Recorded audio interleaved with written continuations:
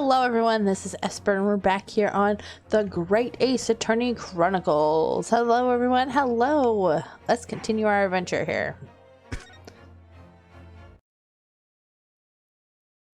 We're partway through Soseki's trial.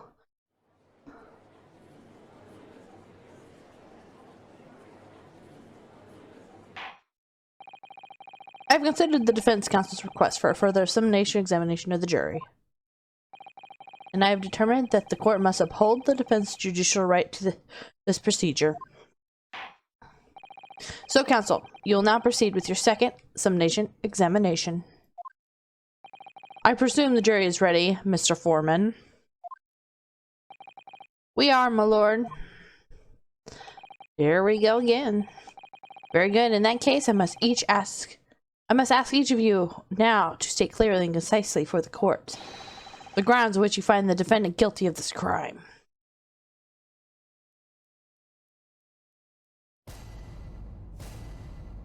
Judicial findings. The accused left behind evidence of the scene, didn't he? 3 books of his. If there was some novel, alternative explanation about how the victim was stabbed, I might reconsider. Even if the woman is throwing books, it can't be related to this crime if the window is closed, can it? Dearie me, it was only a little book, hardly life-threatening even with a direct hit. Look, I just want to get this over with. If I don't bring enough pay today, I'll be in a tidy bit of trouble. Come to think of it, we had a fire at home a while ago. It gave me the sneezes.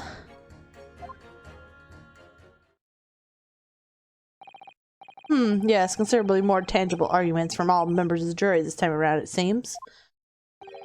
With one notable exception, of course. My learning student friend was unable to find fault in the previous witness testimony. So the court must accept the fact that it was indeed the accused seen fleeing from the scene. Moreover... Oh, he threw it again. No one else was even at the scene to commit the crime. Well, if the eyewitnesses are correct, it would seem as if the conclusion is somewhat set in stone. I fail to see how it can be argued any other way. That means, I'm afraid, that during the Sumnation Examination, it's essential that you establish some other tangible explanation for the facts. But how? What could even be considered a tangible explanation here? Isn't it obvious? Who stabbed the woman and how? Those 2 details are all you need to provide. Simply give us a name and a method by which the attack was conducted. And here I was thinking this might be hard. But Mr. Naruhodo, you can do it! Otherwise this really will be where the trial ends. Ugh, no pressure then.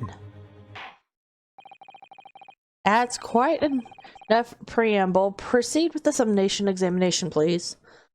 I think I'm getting better as time goes on but as my mouth gets drier through the episode, I tend to stumble on my words more. So I'm going to say this ahead of time. I'm sorry if I say some things incorrectly or I stumble on my words.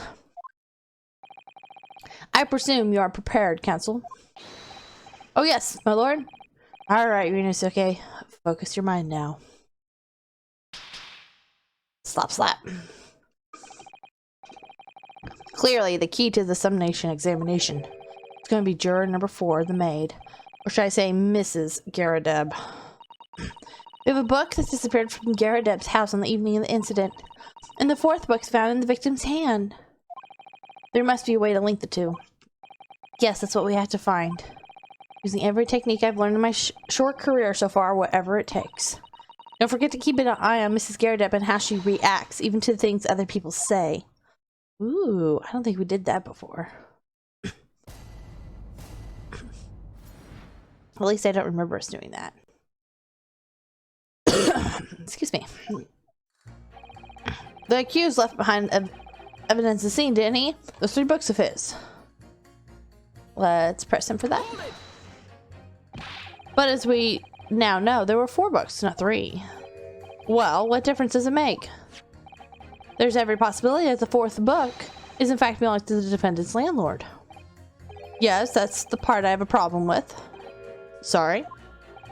Well, at the point the woman was stabbed, this landlord fellow was at home, wasn't he? During a fiery scrape with his wife or something, you said. That's not exactly how he put it, no. Well, anyway, the point is, the fellow and his wife were somewhere else when this happened. I think that's what you call a strong alibi. So it could have been the landlord who did it. It couldn't have been the landlord who did it, which only leaves the Nipponese fellow. Honestly, I can't see what all this palaver's about. It's a done deal, isn't it? I suppose it is, since I've nothing witty left to say. If there was some novel alternative explanation about how the victim was stabbed, I might reconsider.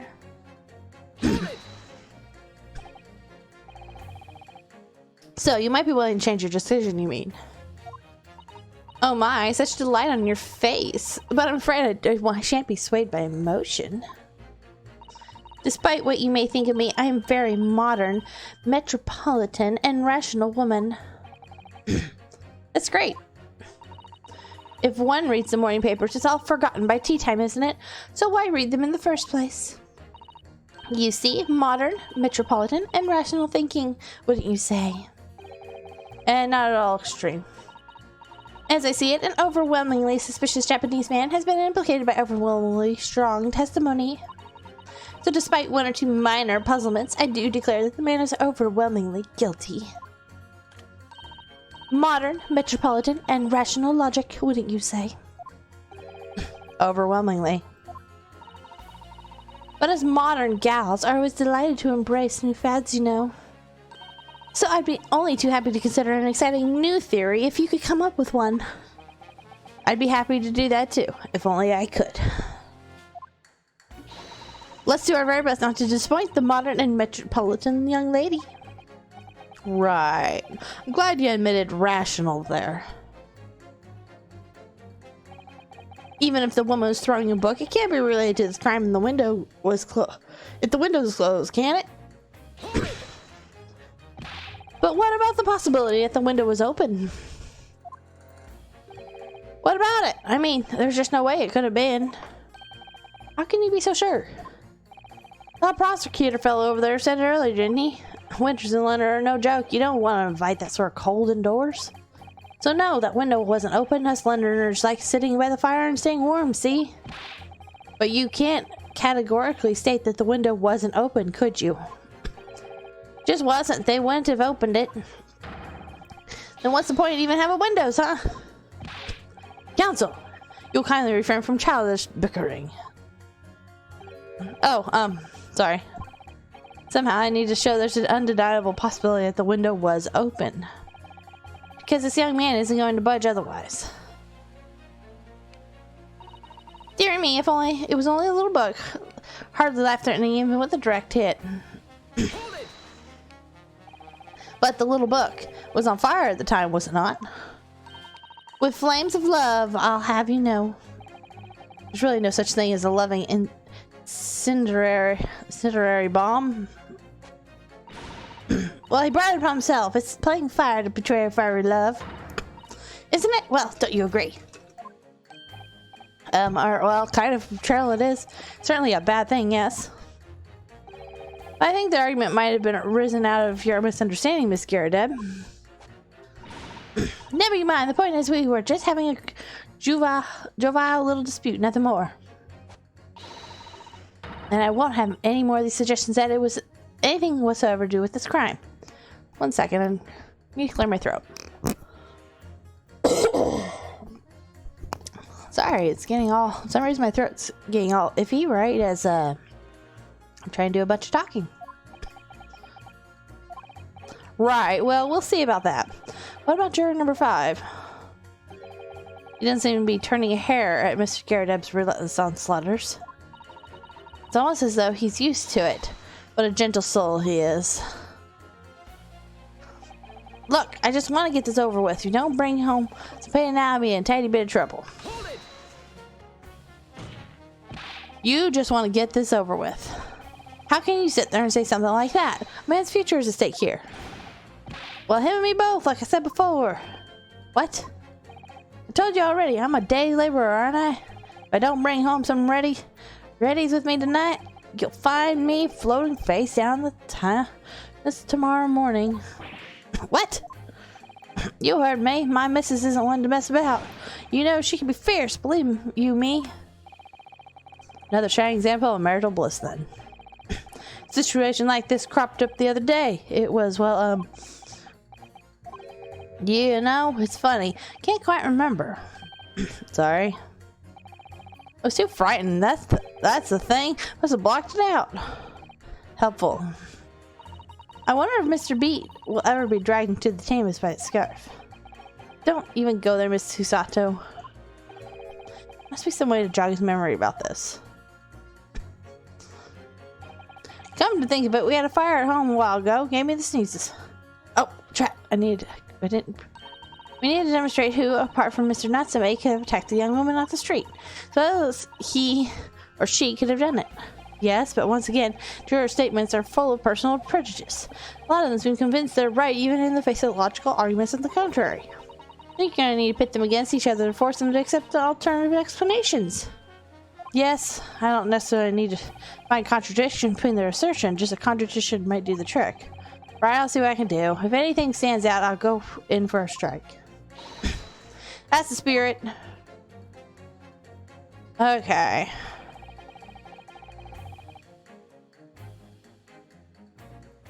I really want...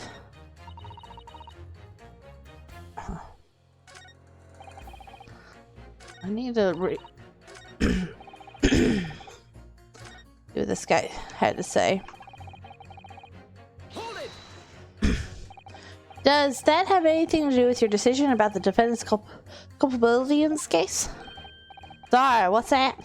You'll have to speak up, lad. Could you tell us more about the fire? It was last winter. My grandchildren baked me a lovely cake on my birthday. 75 candles on top it did. A sight to behold it was. You put candles on a cake? Was it some kind of devil worship? Of course not, it's an angel cake. It's on my birthday, obviously. Seems that's a common custom here in Great Britain, Mr. Naruhodo. Anyway, I must muster all my puffs to blow them out. Only it must have blown wrong. Somehow the flames didn't go out, but candles went flying all over the room. Furniture caught and everything went up. Whole place filled with smoke. Definitely sounds like a devil worship to me.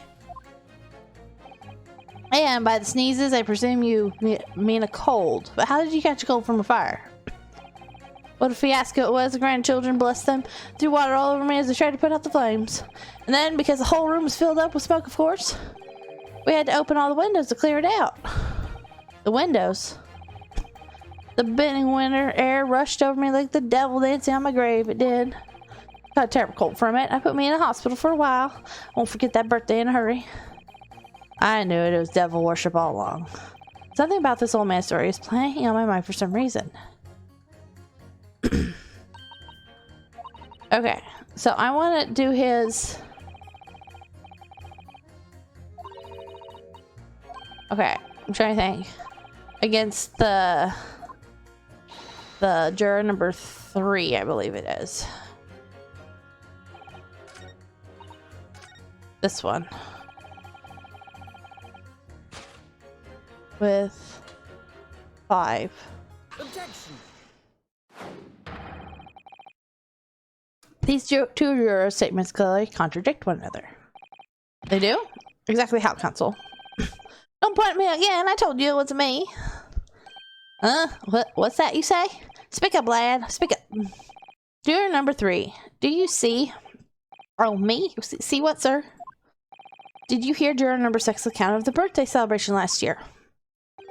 It seems, despite being a Londoner, he once opened his windows in the middle of winter. Well, yes, of course, because it was an emergency. I mean, obviously, if the room was filled with smoke from a fire, then you'd be mad not to open the... Oh! Exactly. On the day in question, at the time of the incident, there was a fire in the Gyardeb's household. Mr. Gyardeb had the following to say about it. The whole place filled with smoke. Oh, my hat.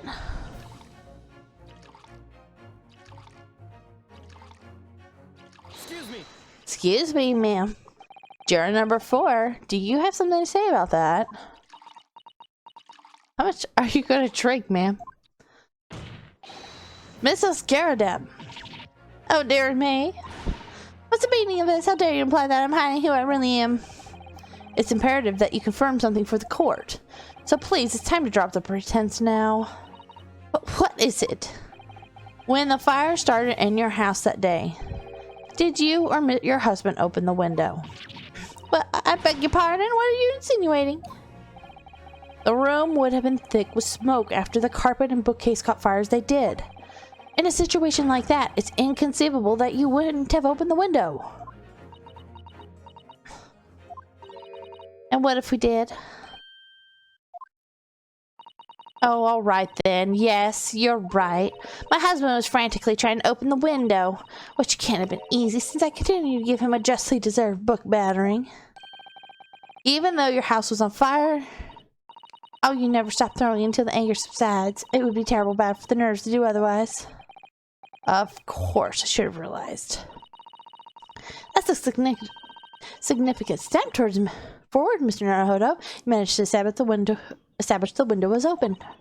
We simply must have that added to Mrs. Garradeb's formal statement.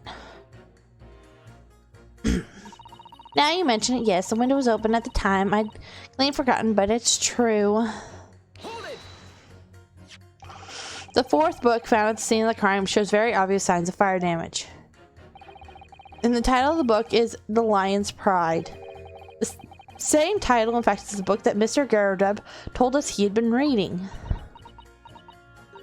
Well, I really couldn't say. On the day in the question, did you or did you not throw at your husband the copy of The Lion's Pride that he'd been reading? I did.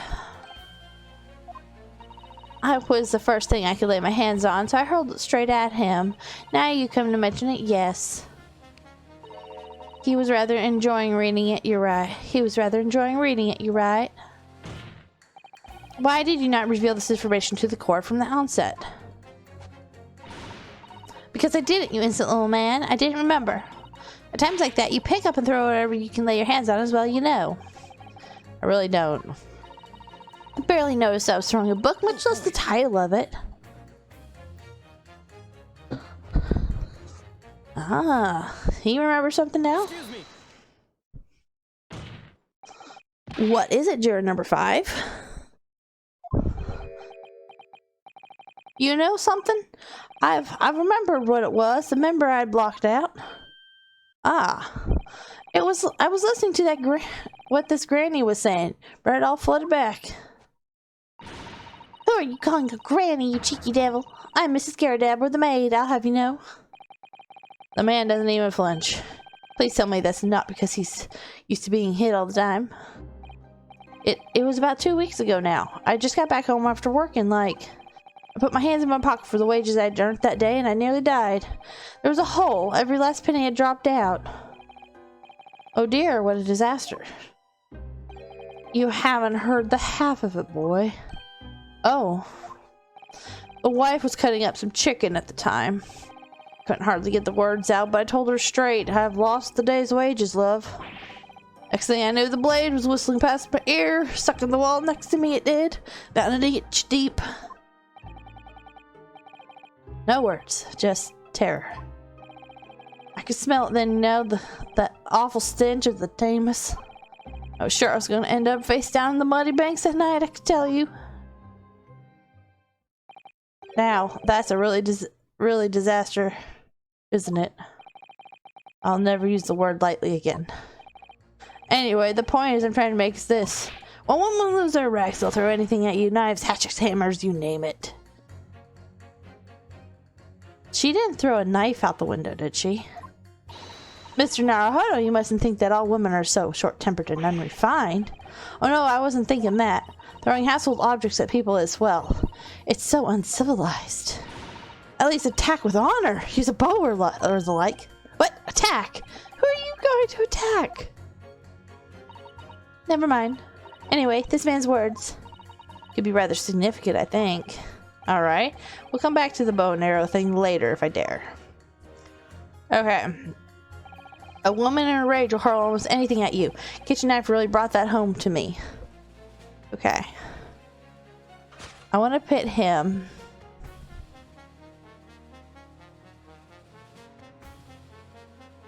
I'm debating. To pit him against her to see if she threw a knife, or pit it against her as like a different idea about how the victim was stabbed. Let's go with this one. Good grief, you mean they don't contradict each other? Explain, counsel, at once. Juror number 2, do you think perhaps that this could be one such a novel alternative? Oh my, what do you mean? On an alternative explanation as to how the victim was stabbed in the back. What are you talking about? We've demonstrated the 4th book, The Lion's Pride, that was found at the scene of the crime, or originated in Mr. Garredub's room at the top floor of his house. Therefore, it's adequately possible that some other objects beside the book could have been found its way into from the Garredub household to the streets below. What's that now? After all, Mrs. Garredub could have thrown any number of different objects at her husband. Isn't that right, juror number 4? Where are you insinuating now, you little beanhole pole? I'm beginning to think that ever since the true origins of the book came to light, perhaps she's had a feeling this might be what happened. Now listen here, you Eastern Gala. As the foreman of the jury, I demand a straight answer. You give us this yarn about some other object making its way out of the house, but what? What was it? I'm really taking a big gamble here. That was a bold accusation to make, but I haven't any real evidence to back it up. But I'm certain that, at the very least, this warrants further investigation. Alright, Mr. Foreman, I'll try to explain the defense theory. The other object that was found its way to the Garredub's household at the scene of crime was... Take that! Juror number 4, Mrs. Garredub. What? What now? I must apologize in advance for this, but I need you to confirm something else for the court. This knife. Have you ever seen this knife before? Counsel, what on earth are you doing? It's a weapon that was lodged in the victim's back, man.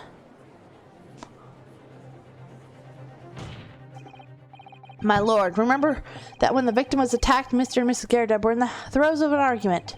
Mrs. Garredub was hurling anything she could at her husband, who'd been backed up against the window that had been opened to clear the smoke, and through which a book sailed to land at the crime scene. You can't seriously believe the book was found in the victim's grasp. Are you saying that it flew out the window and across the street to land neatly in her hand? Even my missus hadn't got aim like that. Yes, I admit there are many details we don't yet understand. But that's the point. That's precisely why we must not allow this trial to end, not right now. Oh my. Mrs. Garredub, your answer, please. Have you seen this knife before or not?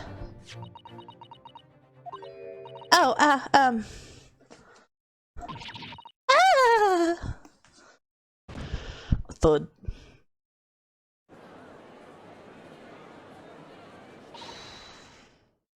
My lord, I wish to change my decision. I'm a woman of my word, after all. Thank you, madam. Yes, I agree. I certainly didn't see this coming, but I just don't think it would be right for this trial to come to end now with so many unanswered questions. Mr. Foreman? I'd have to agree. Not that I think the granny didn't mind. Yes, you know what? I'm not quite happy about this at the moment either. All together now, ladies and gents. Well, that's surprising. We got 4 in one go with that one. We did it? Oh, congratulations, Mr. Naruto. So, as a result of the defense Sumnation Examination, number of the jurors leaving have changed. 2 jurors called guilty against 4 now calling innocent. Accordingly, the opinions of this court is divided, and the trial will continue. Look at us go.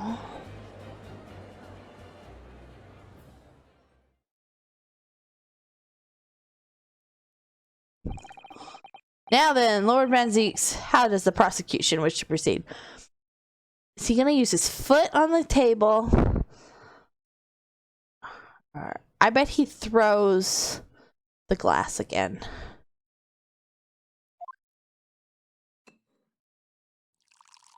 Okay. This trial is rapidly descending into a farce. You gonna drink it? Is he gonna throw it? Like a corked wine, the first few sips are bitter enough. There he goes. He threw it. But what follows is so repugnant, it's good for nothing. Save the gutter. If I may, Lord Van Zeeks, the defense has just put forward a credible alternative explanation for what happened. Credible? Is that your considered opinion, Mr. Foreman? The defense argument is a joke to which I barely know how to respond, but let me start by insisting that you must all familiarize yourself better with the relative positions of those places being discussed. What do you mean by that? What's his angle this time? I should already be more than apparent that between the crime scene and the Garrideb's household runs a rather wide straight railroad. Which means that the distance from the Garrideb's house to the scene is some, yes, 15 yards. Let's see, 15 yards. That's about 14 meters. 14 meters? Oh, that's a little farther than I imagined. And as you ladies and gents of the jury rightly noted to have portentous significance, the fourth book was found in the victim's clutches. In other words, the smoldering book wantonly hurried by the lady of the house traveled some 15 yards to land at the opposite side of the street, neatly between the collapsed victim's fingers and thumb. Is that your final conclusion, my learned and deluded friend? And did the jackknife follow a near identical trajectory to plunge in the middle of the victim's back?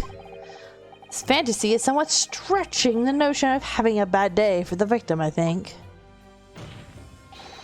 Even those pathetic serialized detective stories have more believable plots. Oh, I hope we get to have him as a... I want Herlock Sholmes in as a witness. Ah! There's nothing I can say to that. That prosecutor loves the sound of his own voice. Susato. Serialized detective stories are pathetic, are they? How dare he? Maybe let's pick our battles here. My lord, might I be allowed to speak? As judicial assistant, you may speak for the defense, yes. Go ahead. The prosecution may consider the idea of fantasy, but what the defense has postulated was believable enough to persuade the jury to change its leaning, and as such, the court has duty to explore this alternative explanation as thoroughly as possible.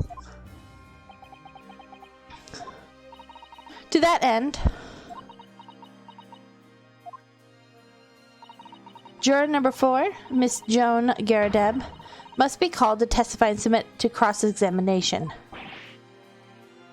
Sentence alive! Cross-examination, Roger!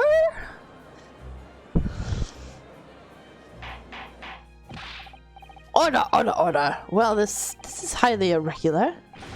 This is unprecedented for a member of the jury to be summoned to the witness stand. Uh-oh. The whole bottle. He's ticked off. And unnecessary. Lord Van Zeeks? You got the husband? There are already witnesses in the stand whose testimony the defense may further cross-examine. If my learned friend's partial theory has any truth in it, then both the burning book and the jackknife must have flown through the sky before this couple's eyes. And we must assume that they would be able to testify accordingly. What say you, witnesses?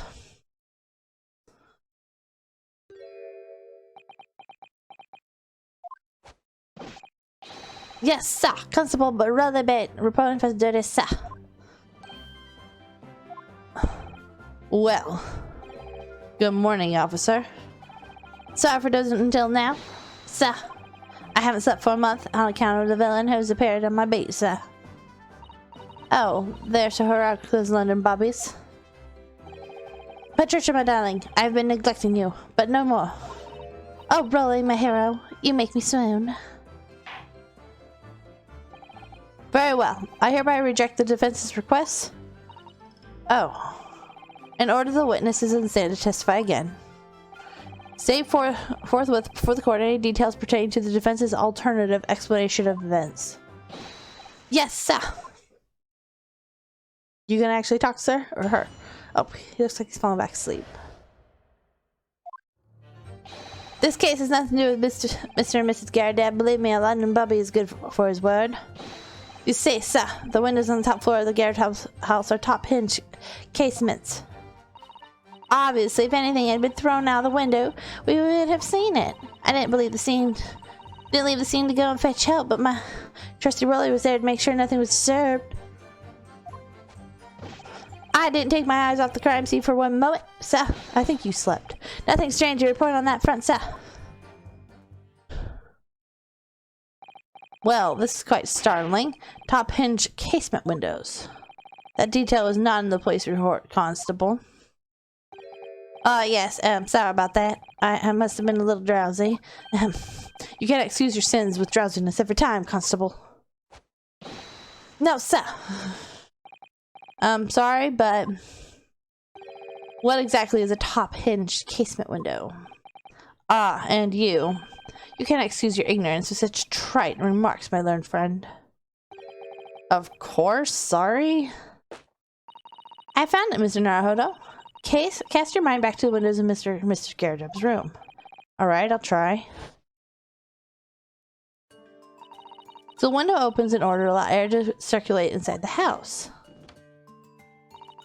But as it is a top hinge casement window, it swings open along the upper edge, you see. It's not open enough to throw something out well. Glad you rectified your ignorance. A casement window's most prominent feature is its stay, a metal bar which prevents the window from being opened beyond a certain amount. It prevents it opening? This is all news to me. Absolutely correct, sir. In other words, if a book or knife were to have been thrown through the open window, it would have clattered against the pane and fallen straight down to the pavement below. No. You see the problem then? Good, your education in Windows is complete. There was never any possibility of either the book or the knife traveling 15 yards over the road. That is, unless the window pane had been shattered, something we've just discounted already. That can't be. Did you see that, Rolly? The young Japanese man just collapsed in agony. Yes, my darling, I saw it. I saw it crumple before me. Oh, Rolly, you're so strong. How is this happening? I haven't even started the cross-examination yet, and my argument's been destroyed. Counsel, if you could drag yourself upright again, the court awaits your cross-examination. My lord. Oh, good, another desperate situation.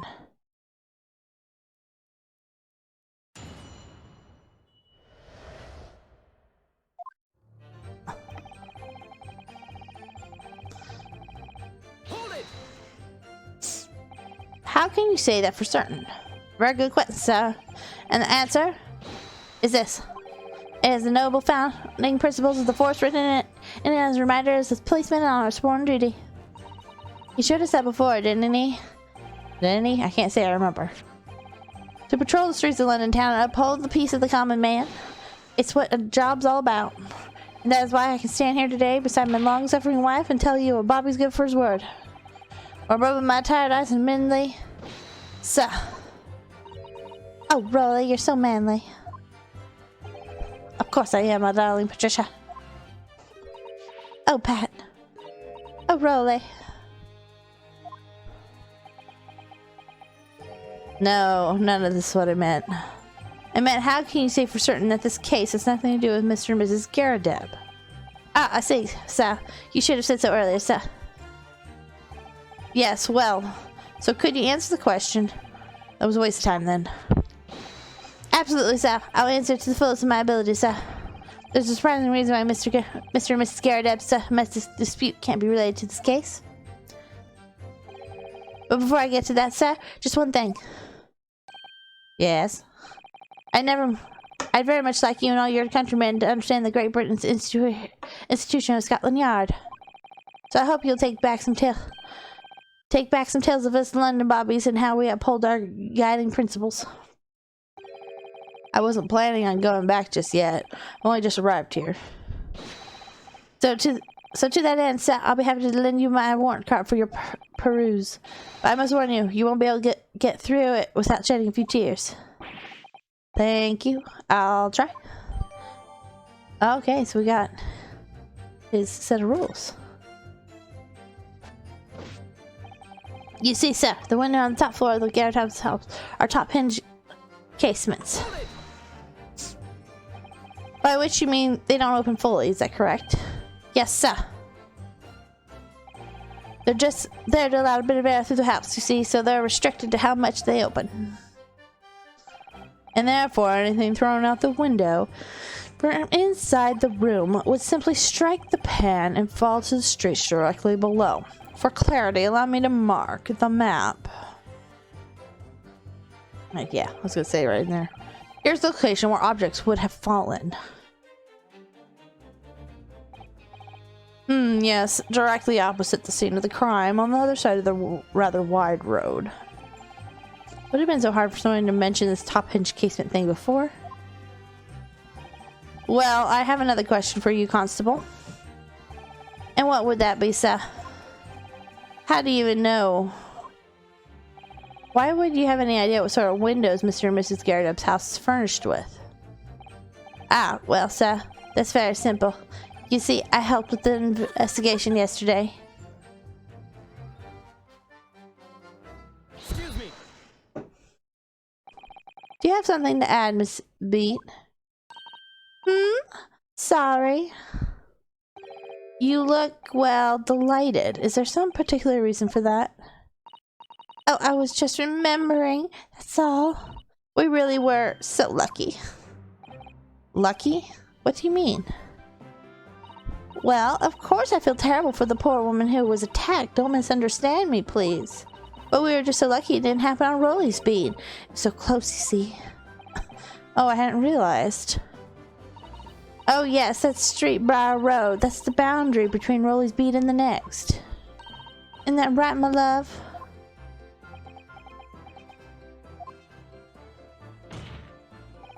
Constable Beat. Oh, yes, that's right. That's the reason I was helping out with the interviewing the occupants of the Garadeb household yesterday. Their house is on my beat, you see, so... that really was cutting it close then. Constable, I wonder if you could clarify something. If the Garadeb household is on your beat, does that mean that the pavement next to it is as well? Outside Mr. Garadeb's house? Yes, ma'am.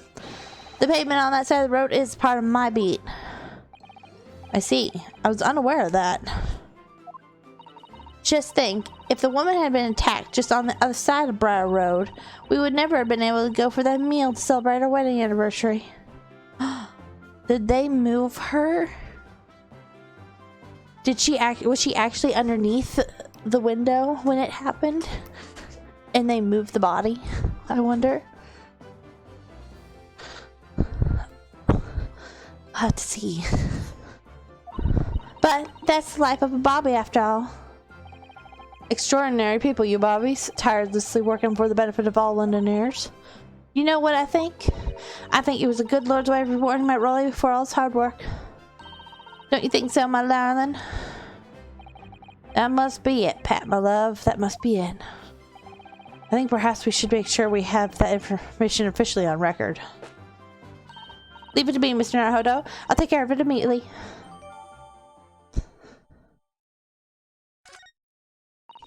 And now it's my turn, I think. Obviously, if anything had been thrown out of the window, we would have seen it. But according to my notes in here, the sun had gone down already. It was dark. Oh, but Rolly and I were strolling along, gazing at the night sky and looking for our lucky star. Sorry. The star that will guide us to eternal happiness. Can't it guide you to the answer the question? It's a flaming book. If a flaming book could cut across the sky in front of us, it would have lit up like a shooting star. And if I had seen a shooting star, I would have made a wish upon it.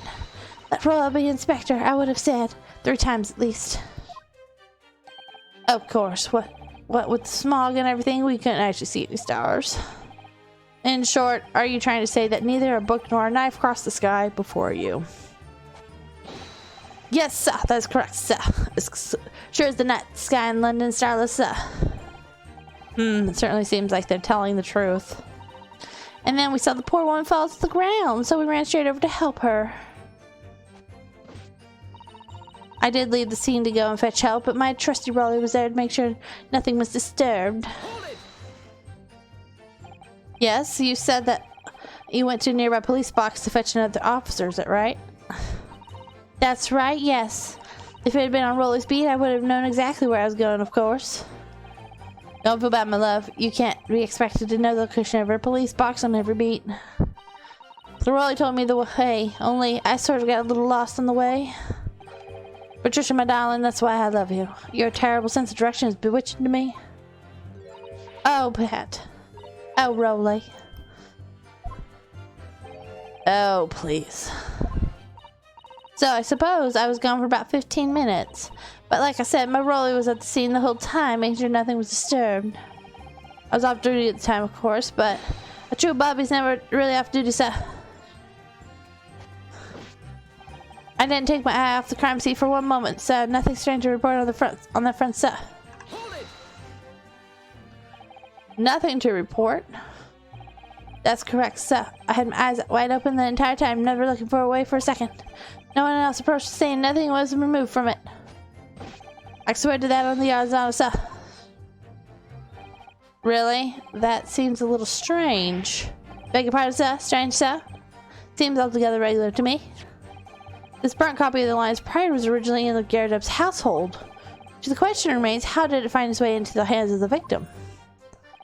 Can you shed any light on that, seeing as you were at the scene of the crime the entire time? Could it be a different copy, sir? One that has just happened to be burnt as well? Even if that were possible, why would the victim have been gripping a book like that in her hand? As we all can see from the photographic print, she had a bag over her shoulder. Well, sir, that book was in the lady's hand from the moment we arrived at the scene. That's so. There's something about the statement that's not sitting right with me. 2 mysteries of how the knife ended up in her back and how the book ended up in her hand. There must be some common thread between them. Can I ask you something? Please, Mr. Lawyer, sir. Oh, yes, of course. What is it? She's gonna get upset that we're questioning her. She's gonna... You're doubting us, aren't you? I could tell. What? I wasn't really, I mean, what's she doing? Please, just because I'm a woman, it doesn't make my testimony any less valuable. You might just see me as the wife of a policeman, but I'm a woman, my word, I am. I don't really remember ever suggesting that I doubted you. No excuses, I don't want to hear it. My voice will be heard. My lord, you'll let me speak, won't you? Yes, Mrs. Beat, I'll allow you to supplement your testimony if you so desire. So, sometimes the path of least resistance is the sage one. That was a very loud mutter. I heard that. That Japanese man thinks a policeman's wife's word counts for nothing, does he? Well, watch out, sir. I might let you get away with something like that, but Rolly won't. Duly noted, Mrs. Beat. Please, I humbly ask you to continue. What could she possibly be about to say, I wonder? I know what I saw. My eyes never let me down. My sense of direction is a little off sometimes, though. Mrs. Beat, nobody's questioning that what you've told us. I saw it, I did that evening, I saw it clearly. The little Eastern man with the whiskers and the funny curved back slinking away from the scene. And I know what I didn't see as well. I didn't see any flaming bucket knives flying through the sky. All very clear. You also mentioned something about having a poor sense of direction? Oh yes, well, that's a little embarrassing really. I'm always ending up in the wrong place when I've made arrangements. Me and Raleigh, he gets ever so cross. Uh-oh. Excuse me. Constable Beat, is there a problem?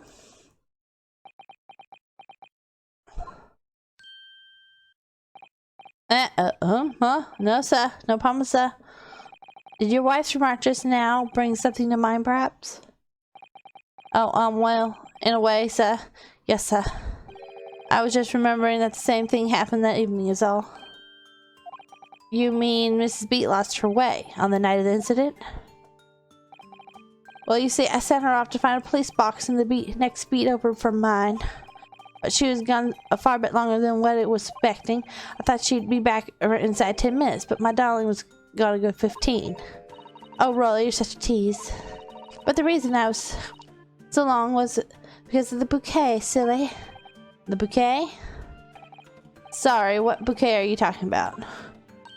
Oh, it was a present for our wedding anniversary. Rolly's so romantic. He saved it with his farthings and halfpennies he found in the gutter while doing his rounds. Yes, how romantic. I've forgotten all about it until just now. Had you, my darling? Ah! Huh? Oh yes. But that was just between us. No talking about it to anyone else, darling. You have to promise. Really? Oh. What was that all about? Constable Beat looks very obviously troubled during that exchange. I'm afraid I can't offer any useful insight, Mr. Naruto. I'm quite sure one thing. We have to ask Mrs. Beat about the bouquet. Mrs. Beat, this bouquet you just mentioned, I'd like you to add details about it to your testimony, please. Oh, really? Yes, I'd love to.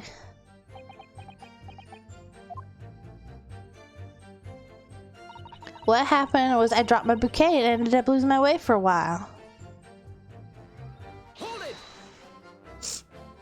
You mean you dropped the bouquet at the scene of the crime? Yes, that's right. Oh, I was so upset. When we ran over and saw it was a woman with a knife in her back, I was so shocked I dropped the bouquet Raleigh gave me. It was in a dark spot where the street lights weren't casting any light, so I didn't notice at first. And then you went to the police box to report it to the policeman whose beat it was on.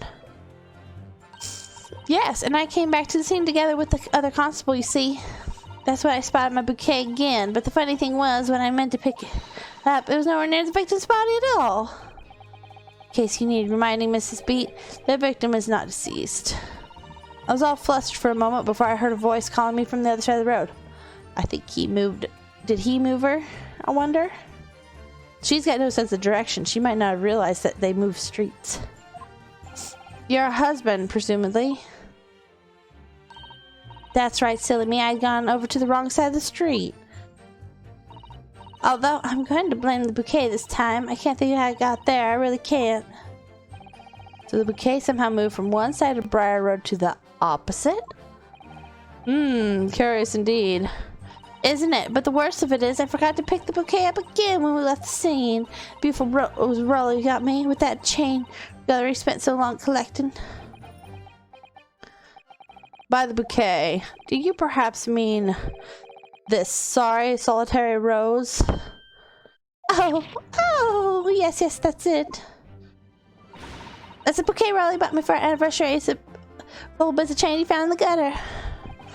Maybe he just call it a rose. Tell us, Lord Renziques, where did you come by the flower? According to the report by the police officer in charge of the crime scene investigation, it was found on the edge of the pavement in front of the Mr. Garridub's household. In front of the Garridub's house? Although it wasn't noticed until the morning, as it lay where the street lamps cast no light. It was believed to be of no relevance to the case since it was found on the opposite side of the thoroughfare. Oh, thank you, sir. Thank you. Could I have it back now, please? No, I think for a good measure, this row should be added to the court records evidence. I think everyone sees the problem a little bit with this. Oh. But it's a symbol of our love. I want it back after the trial. Do you hear me? I want it back. Good grief. Rest assured I should do my very best not to forget, Mrs. Speed. I didn't take my eyes off the crime scene for one moment. Sir, nothing strange to report at the front, sir. Nothing to report. That's correct, sir. I had my eyes wide open the entire time, never looked away for a second. No one else approached the scene and nothing was removed from it. I swear to that on the odds on, sir. Really? That seems a little strange. Beg your pardon, sir. Strange, sir. Seems altogether regular to me. No, we're talking about the...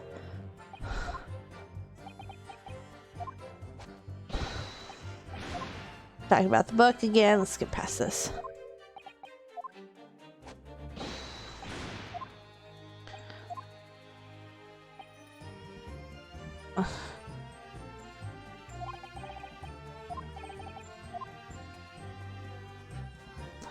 Well, Mr. Naruhodo, what do you make of all this? Yes, the whole idea of an invisible attacker has been troubling me all along.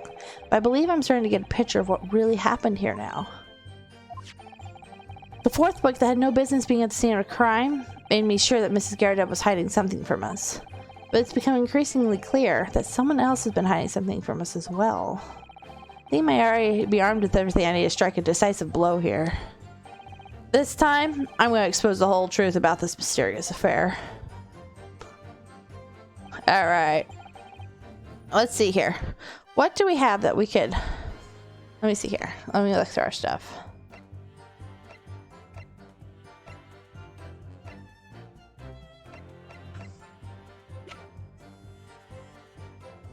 Can I look? This man will strive to preserve the peace within the law to beat. Patrolling officers expect to walk 20 miles around speed every day for the further community relations. Any crimes falling under the tradition of the beat in which they are discovered. When a crime is discovered on his beat, a policeman must assist in initial investigations and help detectives. See, I think that he didn't want to have to work since they were going out.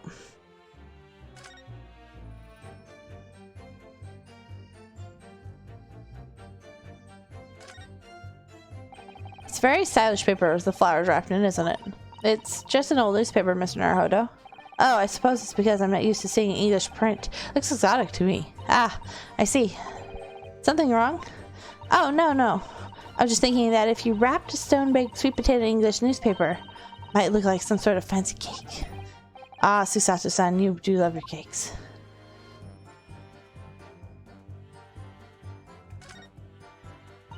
An English rose. It's such a beautiful flower. Ah, this is a rose, is it? I've never seen one before. Do you not take an interest in flowers, Mr. Naruhodo? I wouldn't say that exactly, but I do know 3 types at least. Gosh, 3? Yes. Plum blossom, peach blossom, and cherry blossom. Perhaps you should consider branching out, learning some that aren't fruit tree based, for example. Okay, I think that's everything here. What's that?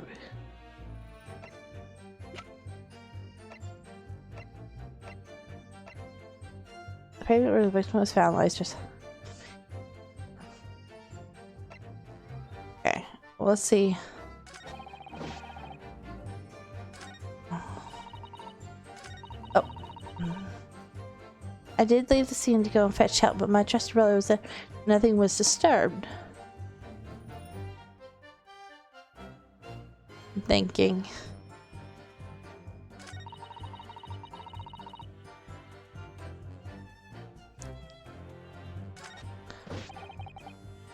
Oh. Should I... Let's present. Objection. This might be totally wrong. Ooh, he hit his hands.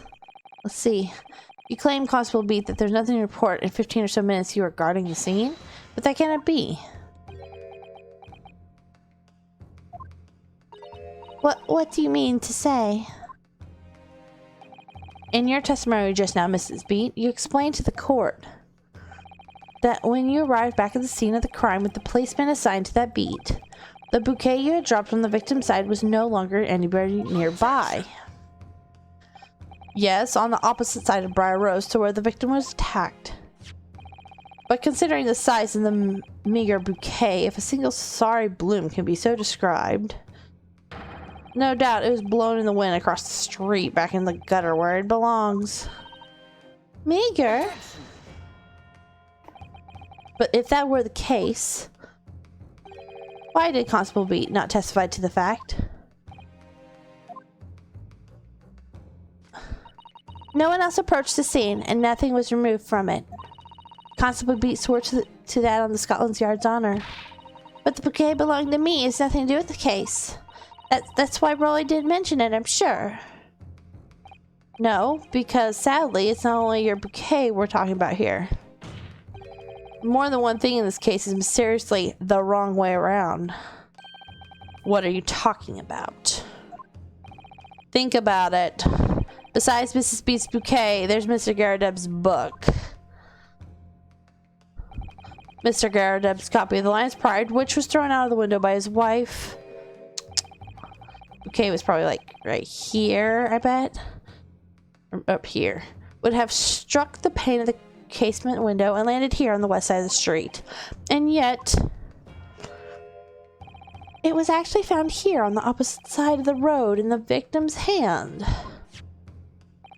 Meanwhile, according to the testimony we've heard, Mrs. Beat's bouquet should have been dropped here at the scene of the crime on the east side of the street. But in fact, it was actually found here on the opposite side of the road in front of Mr. and Mrs. Garadeb's house. There's no logical explanation for those things, unless somebody deliberately moved them.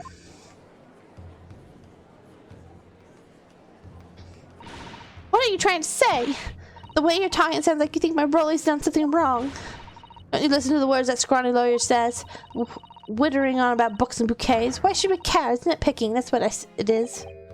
Oh good, Mrs. Garadeb's come around. You might call it nitpicking, Mrs. Garadeb, but deliberately meddling with the scene of a crime is a criminal offense. It's called, tampering, Mr. Naruhodo. But the person responsible for this tampering cannot admit to it for a very subtle but compelling reason. Tampering. You barely heard the term before. Tell us, my learned friend, who would possibly have had cause to carry out such an elaborate deception? Yes, there is someone who tampered with the scene of the crime that evening. All the evidence and all the testimony points to that one particular person. Counsel, I must demand that you substantiate this conjecture. Who are you saying is responsible for tampering with the scene of the crime? Rolly. I don't think it was her. Obviously, there's only one person it could have been. Constable Royal Beat, it was you. What? A policeman? Member of Scotland Yard? What nonsense! Why would my Rolly do something like that? There's no one straighter than my husband. No Bobby worked more tireless for the people of London. No, Mrs. Beat. You said in your testimony that your husband asked you to go to a nearby police box to fetch the officer on duty. The 15 minutes that you were absent from the scene, the only opportunity anyone had to tamper with it. You're making it up. It's all nonsense. It's all lies. What about the Japanese man with the whiskers? I bet it was him. He did it. If that was true, Constable Beat would have seen him do it. Oh. And forgive me for pointing it out, but when you dropped your bouquet, Mrs. Beat, it was after the defendant had fled the scene. Well. Objection. First, you make an accusation about the landlord and his wife. Now you incriminate a policeman as well. But your accusations lack one very important thing. You claim the crime scene was tampered with. But there's only one reason anyone would commit such a reckless crime: to hide something. That's right, he's right. But my husband and I just happened to be there. That's all. Why wouldn't he have anything to... We have anything to hide? It just makes sense. You've offered no motive for this alleged tampering. Until you do, your accusations have nothing but empty threats. Constable Beat had a very good reason for wanting to tamper with the scene of the crime. That's the key to this entire affair. Mr. Naruhodo. Mr. Naruhodo, have you managed to solve this mystery? Yes, I know. Counsel, you have made a very serious accusation against a London police officer. If you are mistaken, I'm sure I need not point out that your reputation as a lawyer will be irrevocably damaged. With that stark warning in mind, you will now explain to the court the motive for his alleged tampering. Yes, my lord.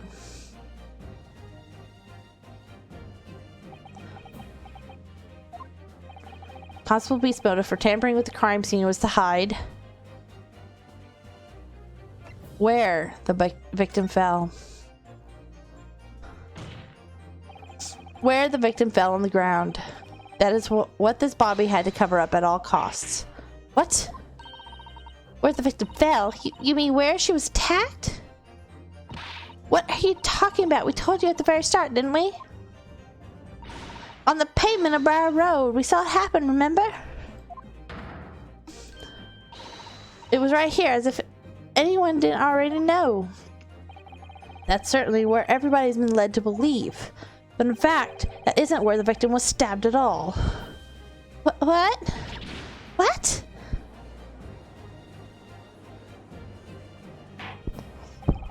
I'm beginning to wonder where this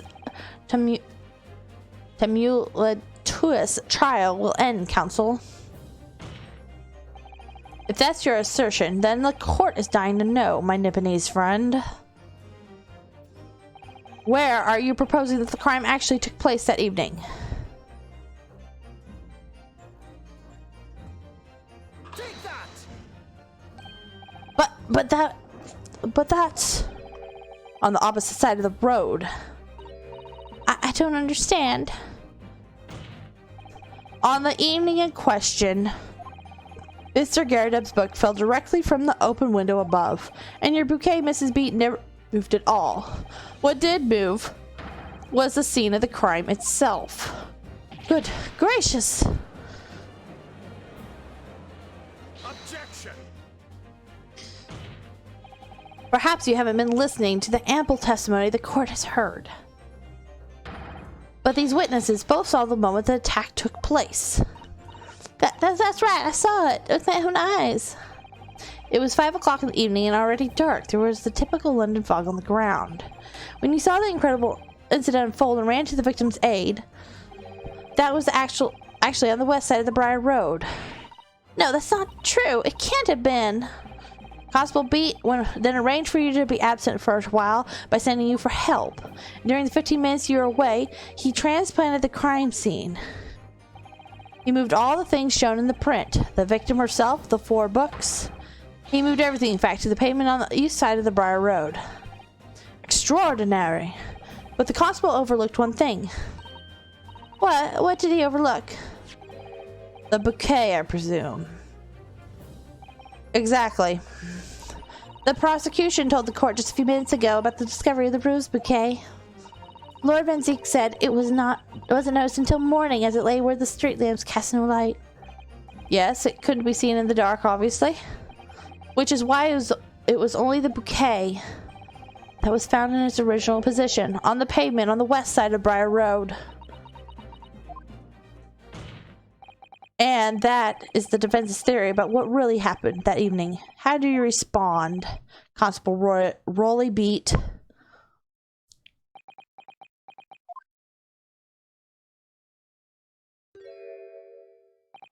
Well, I'm very sorry. I didn't mean to nod off again, but I haven't slept properly in a month. Did I miss anything important? Oh, Rolly. It isn't true, is it? What the lawyer said is all lies, isn't it? I know it is because you're the most upstanding, righteous man I know. I had a dream. A terrible dream. All the things I did that night. Everything came out. Everything exposed. Only it seems it wasn't a dream at all. Good golly.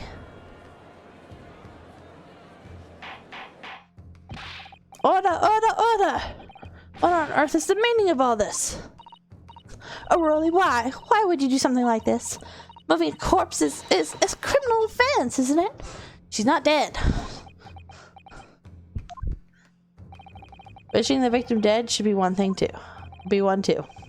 Constable, explain yourself. Why would you do this? As a respectable member of Scotland Yard, your duty is to protect the good people of London town. I can't say, sir. What?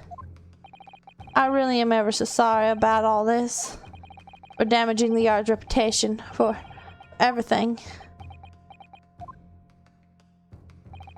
I have a possible explanation. For why, on that particular evening, Constable Beat felt compelled to move the scene of the crime. I can think of one reason. What? How could you possibly know? You, a foreigner, presume to understand the mind of a Scotland Yard policeman?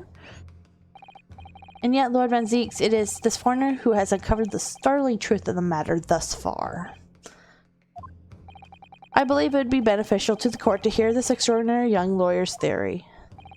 Counsel for the defense, if you please. Yes, my lord. Now then, I think you'd better show us some evidence. At once, my lord. England, Japan, it makes no difference where you come from. Human emotions are the same. And I think you have a fairly good idea of the feelings behind this man's actions.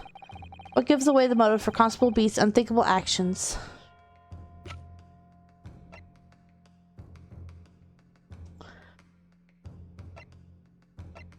I'm gonna go with anniversary bouquet. Take that! I realize that I'm a foreigner in this land, and I've only just arrived from Japan, which is why all this information about London so-called bobbies is completely new to me. I've learned that, though honorable, patrolling the beat is the most demanding work in the world, for example. Keeping the peace, looking after the citizens of his beat, in all kinds of ways. There's no doubt that the young bobby in charge with a great deal to do each day, certainly. But for Constable Beat, the day in question was special. Special? How? On account of this bouquet, my lord. Oh, yes. It was our very first wedding anniversary. Constable Beat had worked very hard to be able to afford that simple gift for his wife, and was so looking forward to taking her out for a celebratory meal, when he and Mrs. Beat stumbled upon a crime along Briar Road. When he saw the shadow figure through the fog collapse on the pavement ahead of him, what must have gone through the man's mind? But sir, just on one particular day, I was looking forward to celebrating my wedding anniversary. Miss Beat put up with a lot being married to a bobby like me. I wanted to show my dear wife how much I care.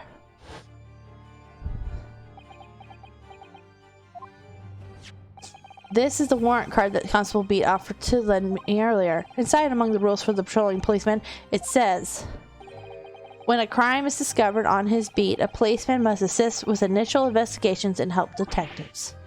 Aha! Constable Beat. Is that, or is that not the reason why you moved the whole scene of the crime that day? Yes. Everything you said. It's all right. So that's it. It was all to do with the boundary of your beat. Oh. Exactly. To summarize, the incident actually occurred on Constable Beat's beat. Good gracious. Constable, do you realize the gravity of what you've done? It was the first time since I became a copper that I'd ever cursed God. Stay close to me, Pat. The criminal could still be lurking somewhere. As we ran over to the scene, I had every intention of doing my duty as a police officer. We've got to report this to the station as quickly as possible. But then it dawned on me. I realized where we were, where the victim was laying, and what that meant for me. when a crime is discovered on his beat, a policeman must assist with initial investigations and help detectives. Why here? Why did it have to happen here? Why tonight of all nights?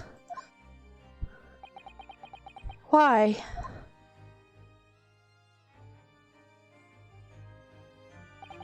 It's a copper's job to guard the scene of the crime, so I told Pat she'd have to go to the nearest police box and fetch whoever was on duty there. It was then, when I opened my mouth to speak, it just came out. I couldn't believe the words that were coming out of my own mouth. This is the next beat to mine, Pat. So you'll have to go to the police box that covers it. Turn right on Mershkin Street, and then...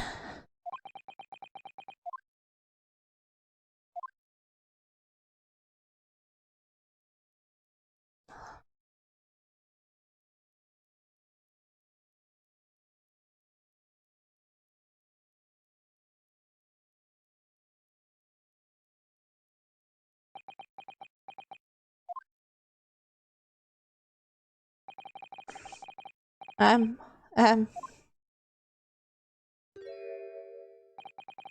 sorry. I'm so sorry. Oh, Constable. I just wanted that one night to make my Patricia out for dinner. Oh, really? Just that one night. You knew that if the incident was on your beat, your evening of celebration would be ruined. So you decided to move the entire crime scene outside your jurisdiction. Just across the street to the east pavement of Briar Road, which falls under the neighboring beat's care. You see, I thought, well, I was sure the victim was dead, you see? I beg your pardon? Oh, of course he did. Otherwise, my Rolly would never have left the poor woman on the freezing cold pavement. Ah, I see your meaning now. But God got me back for my sins, didn't he? That's why I missed the rose I bought for Pat. Oh no, Rolly, that was all my fault. I should never have dropped it in such a dark place. I'm so sorry, Rolly.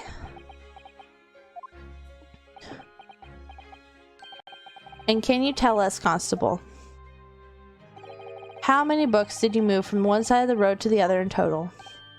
Huh? Oh, 4 it was. Yes, definitely 4. 3 of them dropped by Mr. Natsume, and the 4th being the one that fell from the window upstairs in the Garradub's household, of course. But what made you place that book in the victim's hand?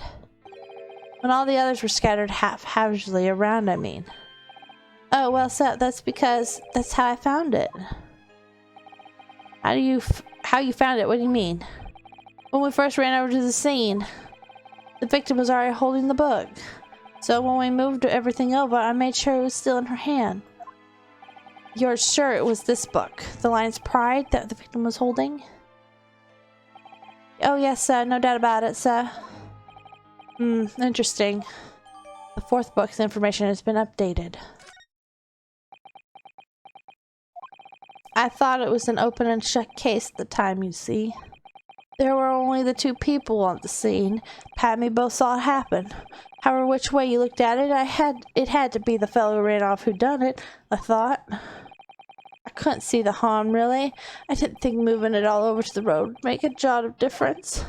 I suppose this is it for me now. I've had it. My lord? Yes, Lord Benzies. I believe that concludes the cross-examination of the witnesses. Constable, you may withdraw. Yes, sir. Mr. Prosecutor, sir. What will become of Raleigh? What happened to him? For now, you're free to go home.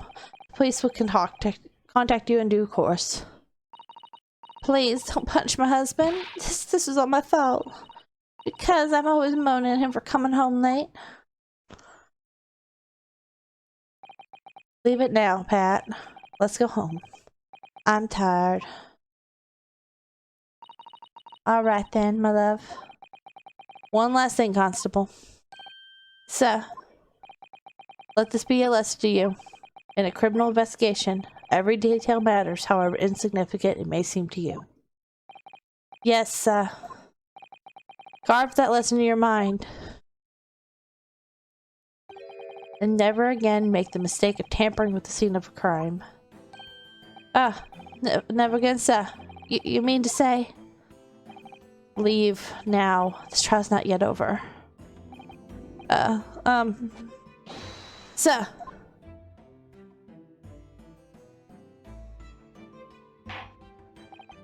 Well, quite a startling revelation, I must say. Whoever thought of a third party transplanting the entire scene of a crime like that? Indeed, my lord. Nevertheless, there are some immutable facts here. Principally, that the accused Mr. Saseki Natsume is the only person who could possibly have committed this crime. No, I disagree. Now that we know the true scene of the incident, there is someone else. Another person who could be responsible for the knife in the victim's back. Forgive me for being presumptuous, but I believe the prosecution is probably well aware of this possibility already. Lord Maziques, is this true?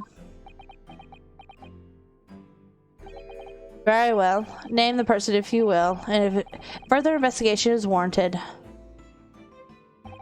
The prosecution has no objection to the trial continuing. You will name this other person who could have perpetrated the crime. Mrs. Garadem. Because she threw things out the window. The defense would once again like to request the cross-examination of the new witness, my lord. Once again? My assistant made the same request earlier. In order to finally reveal the truth about this case, it's imperative that we cross-examine juror number 4, Miss Joan Garadem. Me? Oh, dearie me. Objection. That request has already been denied. But the situation is very different now. Mrs. Garadem, answer me this. What do you want now, you little toad? At the time of the incident, you were enraged in a violent argument with your husband, Mr. Joan Garadem. In the course of the argument, a minor house fire was ignited, and clearing smoke from the room, your husband opened the window that looks out over Briar Road. Well, what of it? You threw the book out at your husband when he was cornered with his back against the window. Upon striking the pane that opened top hinge casement window, the book plummeted directly down, finding its way to what we now know to be the true scene of the incident. Yes, and as I said, what of it? During the argument, you were beside yourself with rage. As such, you threw not just books, but anything you could lay your hands on. So, let me ask you one more time, Mrs. Garadem. This knife, the one removed from the victim's back, have you really never laid eyes on it before? I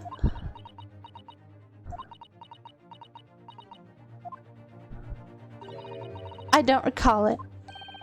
Seriously? Am I supposed to remember everything I pick up and threw at my husband? And anyway, the man over there in all the regality said members of the jury needn't testify, didn't he? Conveniently, yes. Objection. No, I have no recollection of saying that at all, juror number 4. Oh! Make no mistake, you jurors are not special in any way. You are not immune to the judicial process. Oh, is he helping us? If you know something about this knife, madame, let the truth come out now. Come out. But what about... But that's just a common or garden knife. It could have come from anywhere. We have several like that at home. If one of them went missing, how would you expect me to know? What's that? Are you joking? What are you saying, please, Mrs. Garadem? So she's admitted that they have some. Now you listen to me. I refuse to believe all this nonsense. I couldn't bear the thought that I had injured someone. Do you hear? I couldn't bear it. Oh, the poor woman. Just chucking things at her husband.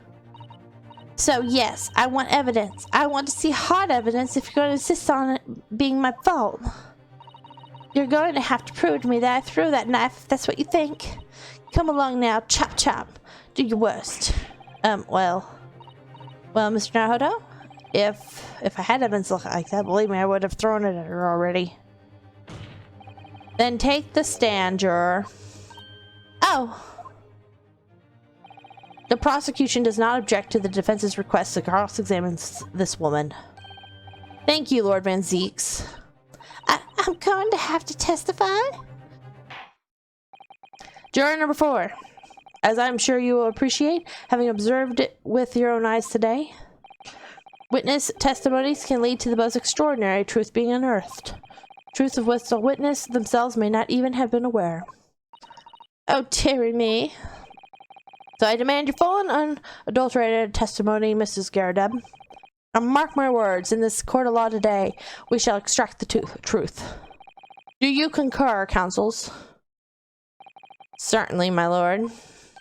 Oh, that's what I'm hoping for, my lord. I'm surprised we've not talked to Saseki-san yet. This is such a strange feeling. For the first time since arriving in this country, it actually feels real.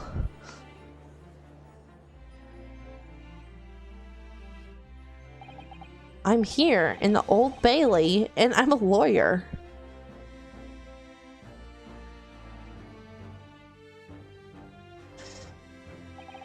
Witness, state your name and occupation.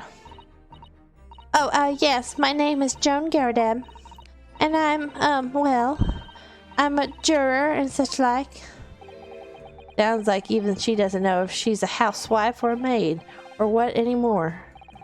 The court has decided your testimony is required in order to clarify matters in this case. Do you understand, madam? Yes, my lord. You will tell the court everything that took place in your household in the evening in question. And I warn you, do not attempt to hide the truth. Oh, dearie me. Chin up, Joni. Nothing to worry about now. Oh, he's here. Oh, I didn't know you were here, John.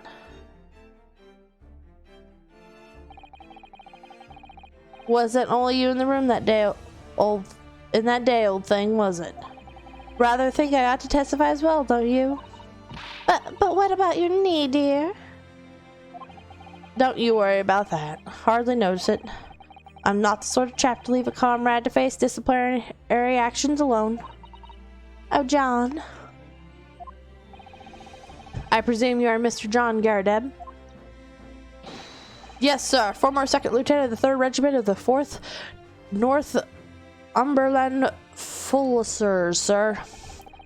Seen my fair share of action and now living the quiet life, as it were. The quiet life? Were you not engaged in sedentary battle with your spouse in the day in question? Ah, well, yes, quite. I believe this may represent a first in its proud history of the British court. Calling a juror to the witness stand is unprecedented. However, the court will hear your testimony now, juror number 4, and that of your husband. You will recount clearly and concisely the events in your home at the time of the incident in question. Sir, at once. Okay. Alright, really quick. I'm going to go hit the restroom before we do this, so I will be right back. Okay, I'm back. Yes, on the day you're referring to, the wife and I did have a bit of skirmish. Can't recall the reason now. I know the reason.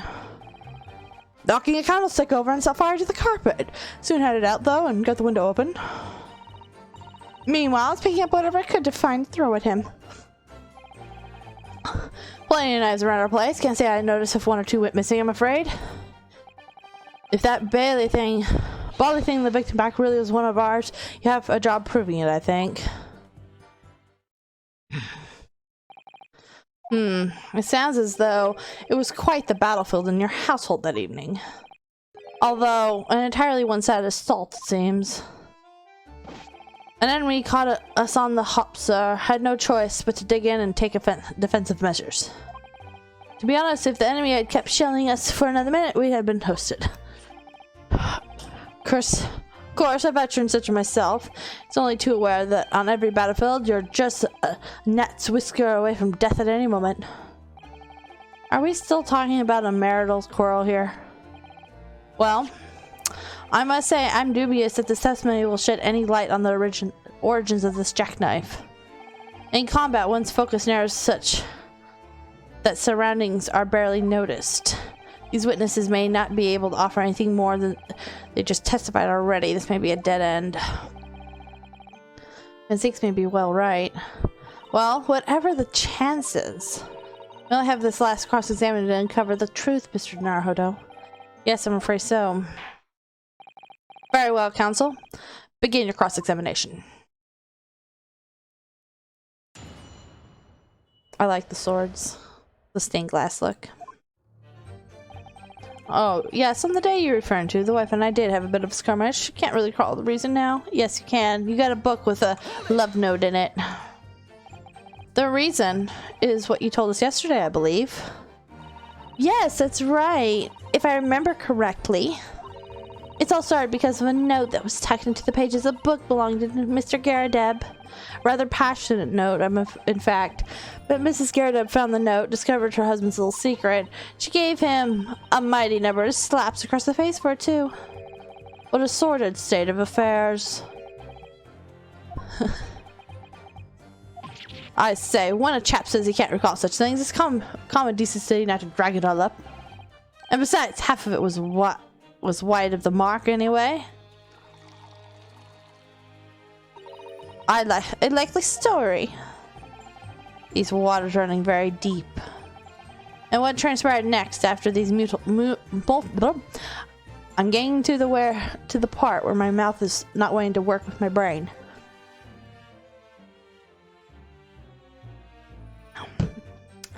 You go drinking there. Whew.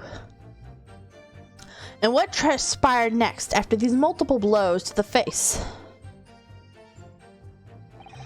Knocked a candlestick over and set fire to the carpet. Soon had it out though and got the windows open. And the fire also spread to some items of furniture in it. The bookcase, my armchair, anything of mine really. Just so happens there was some bath water around that evening, so I sloshed it about to put it out. A most precarious situation you put yourself in. Ours is a 3-story townhouse on the west side of the street, while the water main isn't connected yet. Have to draw the water from a public water pump during the day if you need any, you see. The lodgers are always moaning they can't get any water at night. Although that little mustache-shepherding man buys water in bottles, I believe. The defendant, Mr. Natsume, you mean?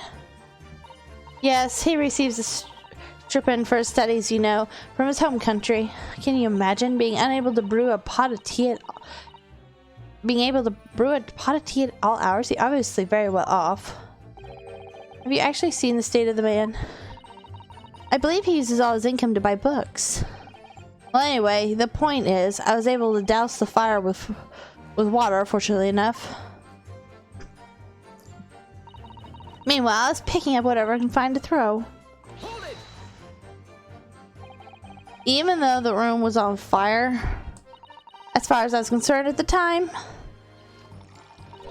it was more important to extinguish my anger than the flames. When a woman wants to throw, she must throw. That is most certainly not true of Susato's takedown, Mr. Naruhodo. How did you know I was thinking that?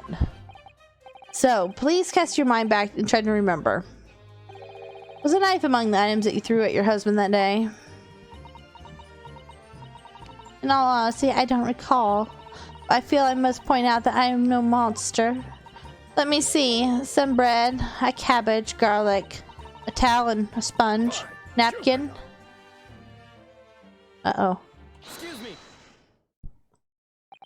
Do you have something to add, sir? That was his dinner plate, I bet. Mr. Garadeb. Don't shoot. Sorry, I beg your pardon. Did your wife's remark just now bring something to mind? Nothing of any significance, no. Just that the barrage of projectiles the old thing launched in my direction, somewhat more solid than she implies. Books, bricks, and the fire poker, I seem to recall. Ouch! And the woman's aim is uncanny. She laid a direct hit with every ball. Ah! Good grief, woman. We're not at home now. This is a court of law. Oh, dearie me. Ever so sorry, dearie. What's she even doing with a teapot in here? Honestly, John, I would never have thrown such things at you, obviously. Well, take a look at this, then. How do you suppose that happened, Your pipe, sir? I had this thing in my hand as usual at the time of the onslaught. Knocked it clean out with one of her soft projectiles, she did. Yes. And when I went to pick the thing up, it was broken in two. I'd like to see Sponge do that sort of damage. I see, your pipe was broken. I would never have sent... It would never have been sent flying unless it was hit by something pretty solid. Anyway, I've managed to bandage the thing up for now. Yeah, you are one to exaggerate, aren't you, dear? I wonder what we should make of this account. Could be important. The defense believes Mr. Garridub's remark just now to be of great significance. This war veteran's words only tell us one thing. Betray a fiery wife and pipes, as well as hearts, may be broken. Sentimental wisdom perhaps, but hardly worthy of adding to a formal testimony. Indeed, common sense, one might say. Might one? In that case, would you at least permit us to examine the pipe, sir? Well, I don't see why not. Oh dear me, there you go again. Try to ingratiate yourself with a young lady. Very well, the court will accept the gentleman's pipe as evidence. I hope I didn't speak out of turn, Mr. Naruhodo. I was just feeling rather disappointed for your request that your request is turned down. Let's look at the pipe real quick. It's got some chips in it. Oh, what is this? How's he puffing anything in this with a chunk of something there? Oh, something just twinkled inside the chamber of the pipe there. Yes, I saw it. Something's stuck in there, I think. Let's turn it over and give it a shake. What's this? It's a tiny fragment of metal. It looks like the tip of a blade or something. She hit it with the knife. Tip of a blade. Surely it couldn't be. We found the tip of the knife.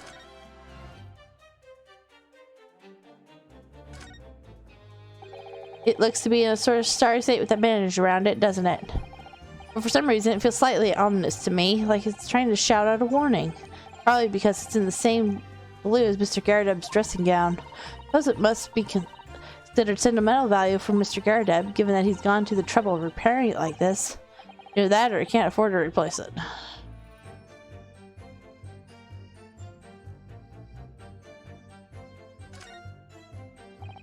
There's a small nick out of the bowl here. Look, appears to have been made relatively recently.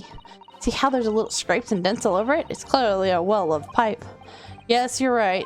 It seems to me recently that being well-loved goes hand in hand with getting some battle scars. Particular nick is catching my eye though, because it's clearly new.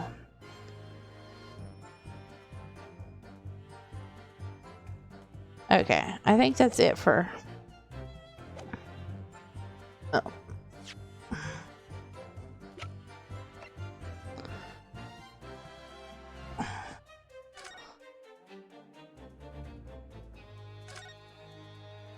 This is the tiny piece of metal we found in the chamber of Mr. Garridub's pipe.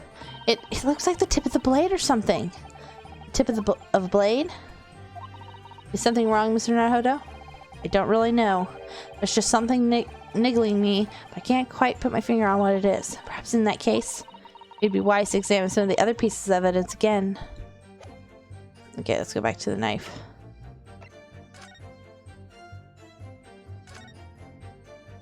Open up.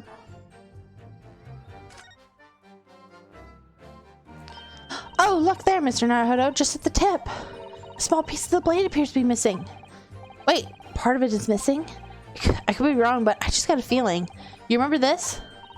Oh, that's the tiny fragment of metal that we found inside Mr. Garridub's pipe. Yes, and just maybe... Oh my, perfect fit. Somehow, I just knew it. Okay, we officially have it confirmed.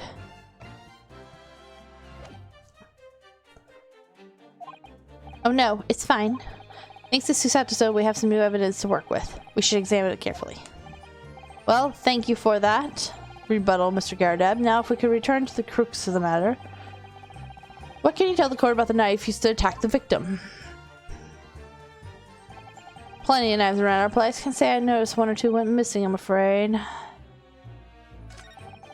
The bally thing in the victim's back really is one of yours. You have a job proving it, I think. Okay. I think we can't, though. Objection. Mr. Gardeb, could I ask you to take a good look at this, please? You can ask, but I can't see a bally thing. You can't? I used to call me Dead-Eyed Deb back in the regiment, of course, but that was some time ago now, even when I'm trying to enjoy a large print book by the fire these days. I struggle to tell a B from a D and a P from a Q, to be honest. Oh, he does. Dear me, it's rather wearing being asked about every other letter and every other word. You must be very dusty. But what is it? A tiny scrap of metal? Yes, almost certainly from the tip of a blade.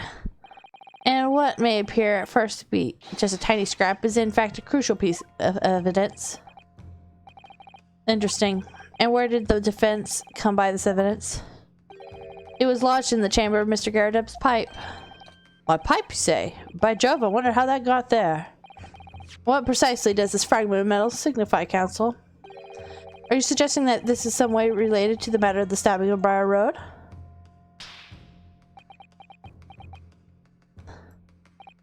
I am.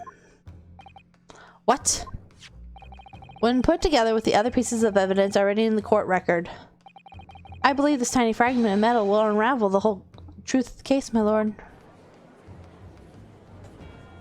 It's reared, caught fire, it looks like. You appear rather confident in the extraordinary statement, Counsel. Very well then, present the pertinent evidence to the court. What evidence, when paired with this fragment of metal, allegedly reveals the truth of the entire case? Take that. This is the knife that was found in the victim's back. If you look closely, you'll see that there's a small piece of the tip of the blade that is missing. Common issue with the inferior blades sold at unsavory street markets. Criminals who use them regularly leave the tips lodged in their victims' bones. And what of this particular knife? No doubt the tip had suffered a similar fate, now languishing somewhere near the spine of the victim. No, that's not the case. The tip of this particular knife blade is the very fragment of metal we discovered in the chamber of Mr. Gardeb's pipe. Ah?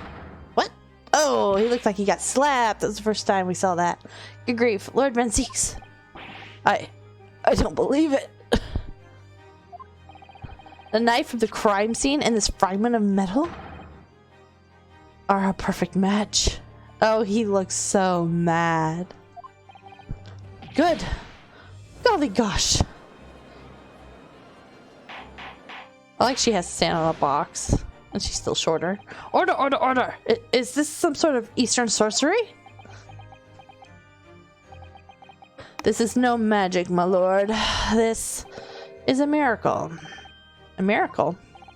So Van Zeeks has figured it out, has he? Counsel, explain this extraordinary coincidence at once. Yes, my lord. The crucial point we have to ask ourselves here is when did the fragment of metal find its way inside Mr. Gardeb's pipe? So something that was clarified for us in the most recent witness testimony. Had this thing in my hand as usual at the time of the onslaught. Knocked it clean out with one of her soft projectiles. She did, yes. It would never have been set flying unless it was hit by something pretty solid. Oh, dearie me. During the argument between these two that occurred just as the victim was on the pavement below, Mrs. Gardeb flung this knife at her husband.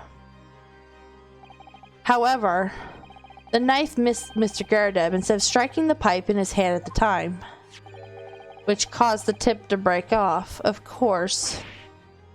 Oh my. Yes, and that is when the tiny tip of the blade found its way inside Mr. Garadeb's pipe. The chances of that are 1,000,000 to 1. And yet, there's no other credible explanation for how the tip of the blade ended up in your pipe. Then, after losing its tip, the knife ricocheted off the pipe and flew out the open window. In short, this knife, which fell from the window of Mr. Garadeb's house, is the very same knife that struck the victim in the middle of the back on the street below. Oh gosh, oh dear, oh. No! Objection. How's he gonna look? Oh, he's calm. Uh-oh, he's got something up his sleeve then. What you thinking, sir? A full body theory, I give you that. A complex bouquet of seemingly trivial points, plausibly arranged to create an almost passable vintage. Allow me to toast my learned friend's characteristically Nipponese approach to bottling this argument. He's gonna throw it though. Excuse me. Sorry? But after all, it is just a theory. The bottle, I fear, is corked. Because you see, the other foot, it's spoiled by an insurmountable inconsistency. An insurmountable... What? Lord Van Zeeks, explain yourself. What is the inconsistency you claim to have identified? Inconsistency of the simplest nature, my lord. The victim was found with a knife planted in the middle of her back. She was bending over to get the book. Yes, in her... That's right, you silly little man. Oh, it disappeared. Now, Joan, old thing, what are you getting so excited about? Let's consider the basic facts of the case once more. The victim was walking along the pavement before being stabbed in the back, falling to the ground. The knife had struck her had fallen from above. There's no possible way it would have planted itself in the victim's back. Gah! She was getting the book. Order! Quite right. You see, that's exactly right. If the knife had fallen on her from above, it would have struck her on top of her head. Well, he's lost for words. Look, I knew it. I never liked this theory in the first place. I don't know though. What really did happen? It would appear the defense has made rather a spectacular blunder. If a theory has even one inconsistency, it cannot stand. Your theory, my learned friend, is history. No, she was bending over to get the book. We're so close, I can see the truth. I was so sure we were on the right track, but now the way has been blocked completely just by one simple inconsistency. Or in other words, we simply need to eliminate that one inconsistency, and the theory will stand. Mr. Sato, you mustn't worry, Mr. Naruhodo. You were just caught off guard, that's all, and your mind went blank. But if the path you were on is indeed correct, then a way will present itself. The key to this is the court record, I'm sure. All the information you need is there. Seems you have nothing to say, my Nipponese friend. Well, your silence speaks volumes. Tacit acceptance that your theory is fatally flawed.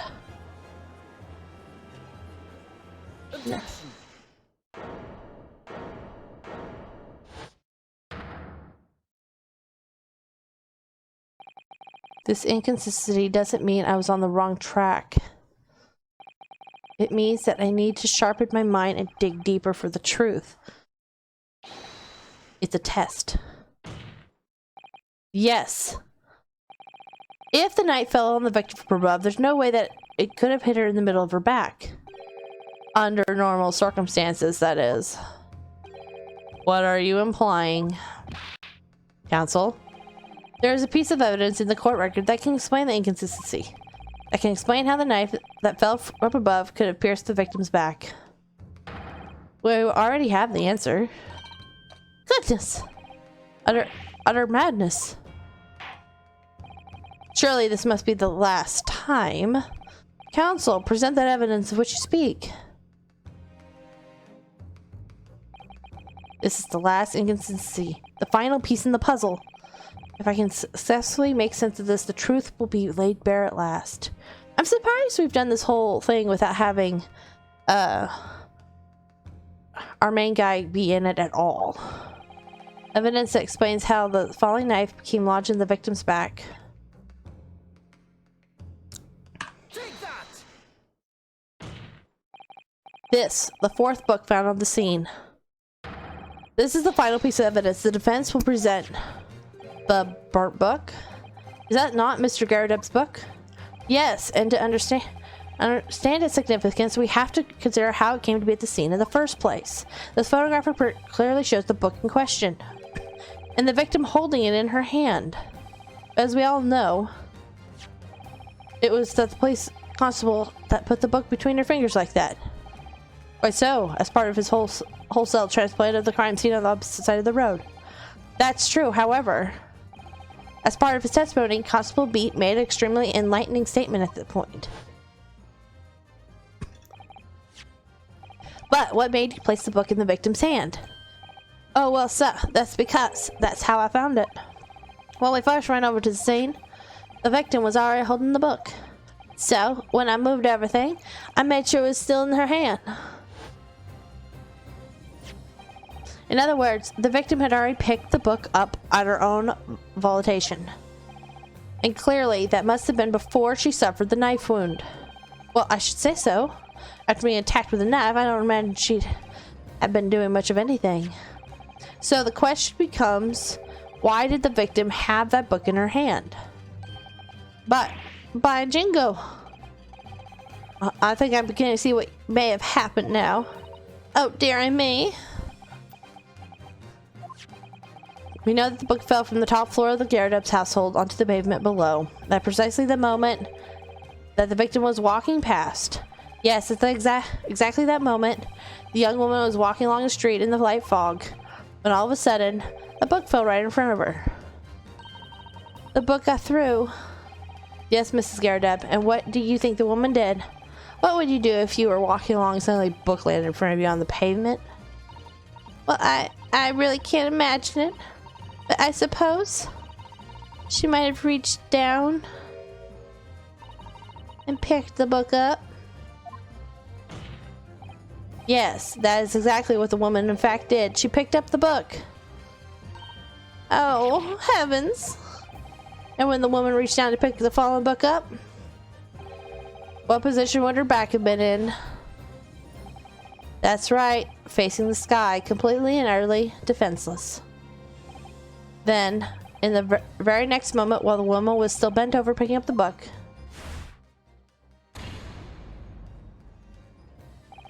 the next object fell from the room above, the jackknife, straight into the middle of her back. And at that same time, walking by chance, directly behind Mrs. Green, was the defendant, Mr. Saseki Natsume. Well, it appeared to Natsume that the woman simply collapsed on the floor, in the dark and the fog. He didn't see the knife falling on her from above. And from the other direction, the constable and his wife saw no one but the victim and her apparent attacker. So there never was a real culprit to run from the scene in the first place. No, this was nothing more than a series of unlikely events that accumulated in an unfortunate accident. And that is the real truth behind this case.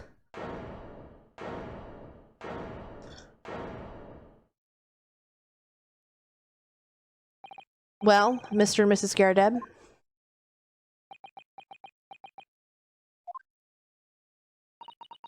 The very first time you showed me that knife, I had my suspicions. I wondered if perhaps it might have been something like that. There, old bean. Poor Mrs. Garrideb. Of course, I never meant for anything of the sort to happen, but it was all my fault, wasn't it?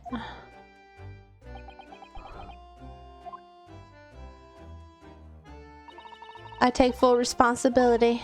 I let my anger get the better of me. I threw that book, and I threw the knife as well. John, dear, it's all right. I know. I'm ever so sorry. Truly. I'm sorry!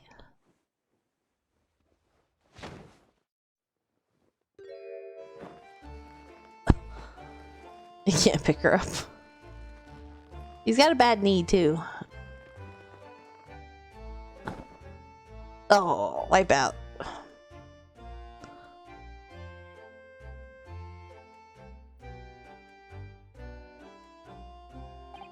Lord Van Zeeks, what news? What news is Mrs. Garadeb? She's been taken to the infirmary. It would appear that today's events have left her in an especially flustered state. However, I believe she will recover in due course. There's no cause for concern. Yes, unbeknownst to themselves, they caused what could easily have been a terrible tragedy. They shall have to prepare themselves for the consequences of their actions. There is some good news, however, my lord.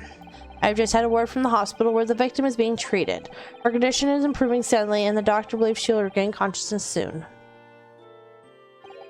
It's strange. We've been talking about the victim all this time, but we've never once met her. How wonderful. The woman is out of danger, it seems. Yes, that's good news. Wonder if we'll get to meet her. So, Mr. Saseki Natsume. Hey, first time we get to see him at the stand. Yes. On behalf of my fellow countrymen, I would like to take this opportunity to beg your pardon, sir. You came from your distant eastern homeland to study our great British culture, and have been repaid with immeasurable unkindness. Please accept our heartfelt apologies.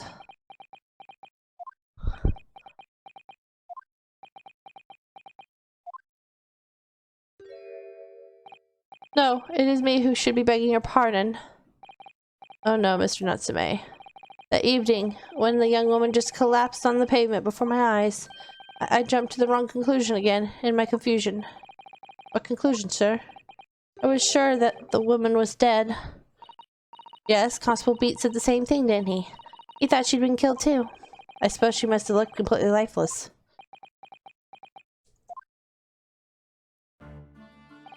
It's been about a year since I arrived in Great Britain now, but I still can't get used to life here. I can't relax. I'm sure there are evil spirits lurking in the fog, like they're haunting me. Poor Saseki-san, his imagination really has got the better of him. Yes, poor man. So when it happened, I thought the young woman had been taken by the fog spirits. I should never have dropped my books like that and run away. I should have called for help, for a doctor, for the police. Instead, I've managed to create a rift in the relationship of trust between our two empires. For that, I'm truly sorry. Oh, he's standing in for her. One could indeed say that some sort of mischievous spirit has been at work here, I think. One that created a chain of unfortunate mishaps. We were befooled by the spirit and led to a false conclusions. But thanks to Lord Vezix and our young lawyer here from the east, that chain has now been broken and the spirit exorcised. I heartily commend you both. Oh. Now then, ladies and gentlemen of the jury. Yes, my lord. In concluding the trial, I must ask one last time for your decision regarding the defendant's culpability. Are you ready to present your findings to the court? As the foreman of the jury, I can assure you that we've reached a fair and just conclusion. No, I do declare the truth can be extremely cruel at times. Well, I didn't suspect the woman next to me, that's for sure. Sitting in for the old bean while she's out of action, you know, but I know what her decision would be. Does this mean I finally be able to get out here and start work? Well, it's about time. I say I'll have a corker of a story to tell the grandkids when I get home, wouldn't I? Very well, ladies and gentlemen of the jury, I hereby demand your final decision. Foreman. Not guilty. Not guilty. Not guilty. Not guilty. Not guilty.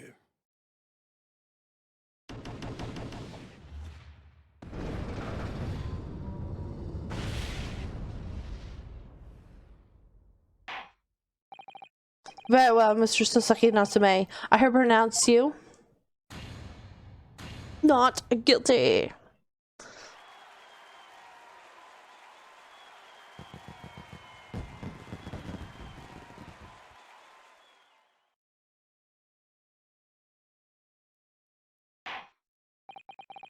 Finally, Mr. Natsume. Oh, yes, Lord Sir. You are now a free man once more. It is my hope that you will continue to further your education in British culture, and may you never again be brought before me. Oh yes, sir, of course. On my life, I swear I'll never set foot in a courtroom again. I'm transported to tears. Thank you, counsels. Court is adjourned. Now, is he going to survive? We had that worry about the Reaper guy. All the people die afterwards. So let's see.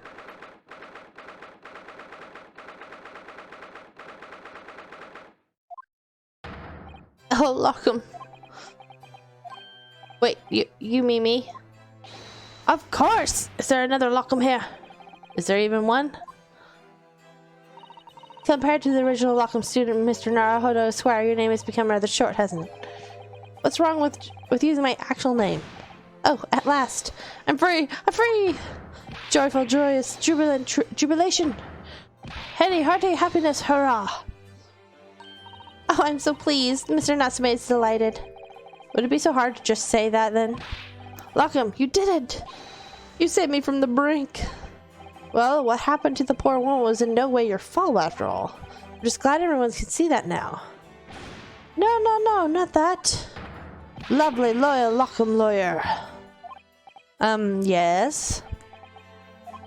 I mean, as I said before, I've just never gotten used to life here in Great Britain. Every time I look over my shoulder, I see foreigners. I see towering brick buildings. And from high up windows, I see them looking down on me, laughing. Look at that little hunchback. Oh dear, I'm sure it's all in your head, Mr. Natsume. But today, you Lockham lawyer gave me my gloom the boot. You stood firm behind the baronial bench before all those babbling British. You battled to the bitter end, laying bare the baffling truth. And when I beheld the blindfold fireworks along the beams of the Bailey roof, I bellowed, "Behold the best barrister ever born." Well, that's very flattering, and we're very pleased for you. This has given me a wonderful incident to recount to my old friends back in Japan. Ah, an incident? Incident? Is that what's become of all my hardy work? Ah, there you are, my dear fellow. Oh, there he is.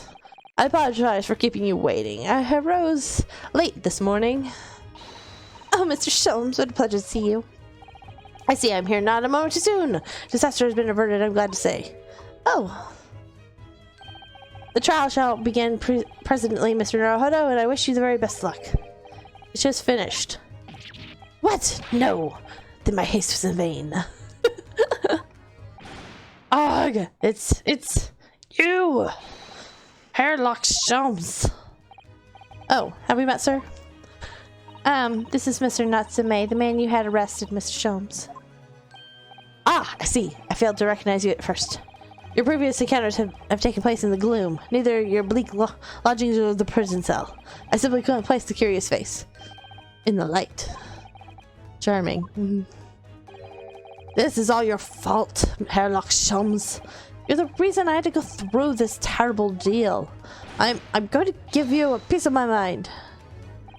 My apologies, sir, but I assure you, I have placed you now. You're the fellow who abandoned the poor young lady and ran off, are you not? Ah. Had she been taken to the hospital more urgently,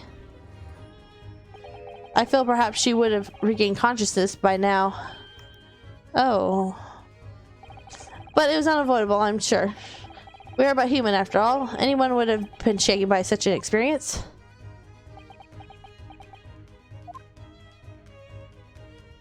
I do feel very badly about how I behaved.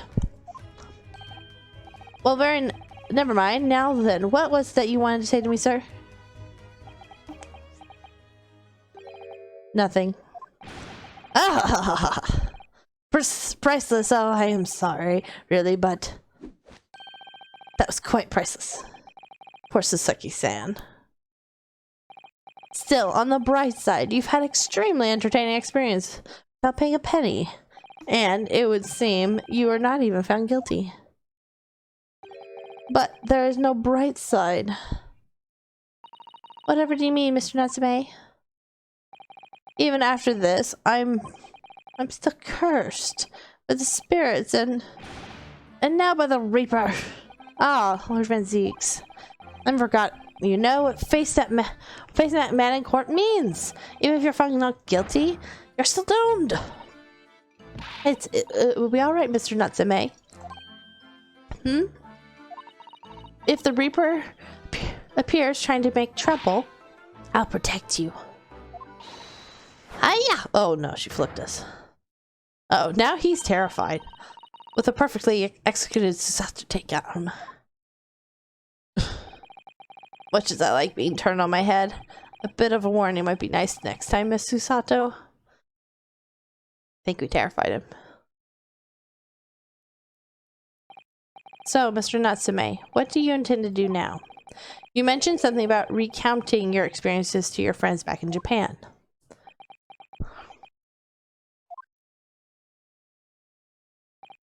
Yes, I intend to return to my homeland soon. Oh! It has already been a year since I arrived here in Great Britain. I visited university libraries, bookshops. I've been honored with the tutelage of professors. I've learned so much about the wealth of literature here in the city it has shaped. I've come to realize that it is my calling to sail home and tell my fellow countrymen about it. That's very touching, Mr. Natsume. Or, in perhaps less veiled terms, you wish to withdraw halfway around the world, escape the terror of the Reaper's curse. That's not it at all! The more I learn of literature, the more the strange feeling claws at my undersides. I feel compelled to return to my roots and attempt to pen a work of my own. Oh, I see. Work of literature by Sasaki-san. Could be interesting, right? And what about Miss Susato and yourself, Mr. Naruto? Sorry, what about us? Will you return to Japan alongside your mustache compatriot? Why would we? A week has not yet passed since we arrived in London. And only now does it feel as though we have finally found our feet. And you are accommodated in a hotel at present, are you not? That's right, but we need to find lodgings before it bankrupts us. I've calculated we can only afford another 10 nights before our entire budget is exhausted. Well then, you can take my lodgings. Oh, the windowless room? Ah, but what it lacks in windows, it more than makes up with the floor, ceiling, and walls. Great. And of course, I'd be happy to leave behind the cursed evil spirit. Oh my, an evil spirit. Oh yes. It tries to suffocate you while you're asleep.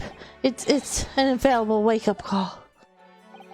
Well, think about it. If that's alright, we'll think about it. Probably the cat kept laying on his face or something.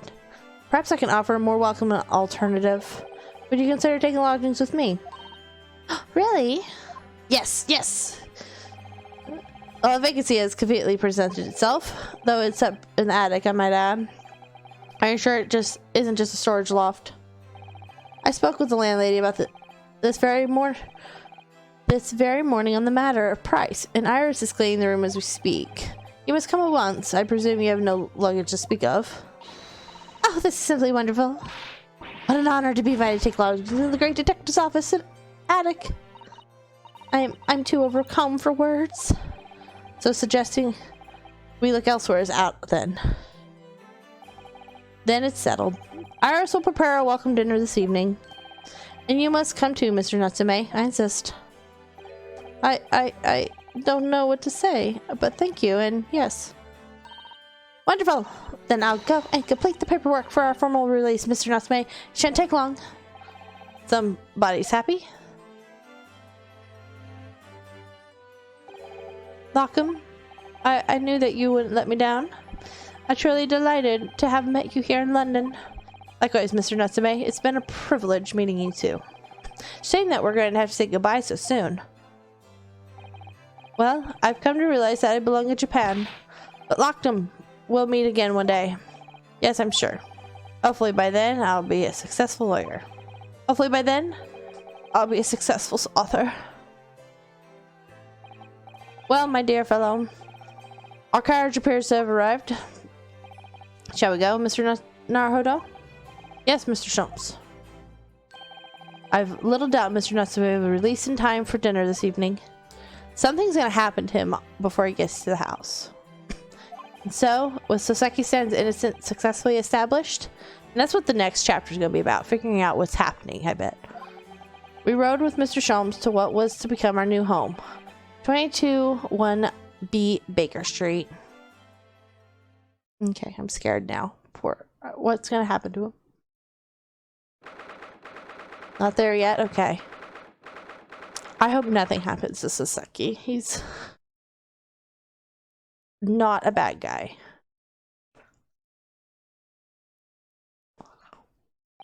So this is to be our new office, yes. Our office? I rather like the sound of that. Me too. It's simply wonderful, isn't it? I hope you can see this, Kazuma. It's only a small step, but I'd like to think we're getting a little closer to your dream now. So, my dear fellows, do you like the place? You look different. Ah, Mr. Shumps. Yes, thank you so much. It's a delightful room, Mr. Shumps. I simply adore it. Good, I'm pleased to hear it. Iris and I are delighted to welcome you. I hope everyone's hungry. It's nearly time for dinner. We'll eat as soon as Mr. Natsume arrives. We have a lot to celebrate. Iris, you must help me. Let me help you. Alright then, Susie. You can be in charge of the salad. Splendid.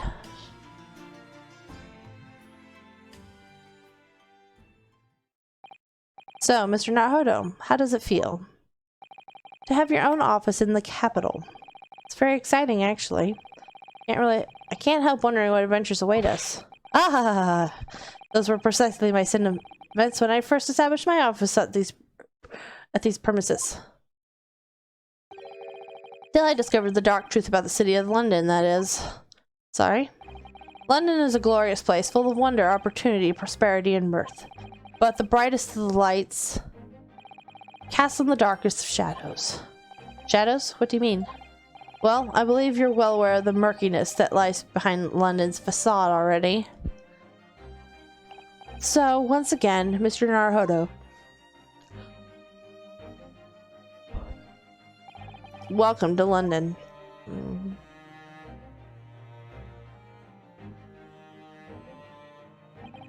Of course, at the time, I had no idea of the significance of those words Mr. Shumps so casually spoke.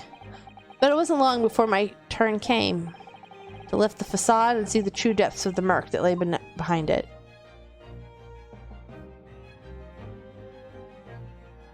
End of that chapter.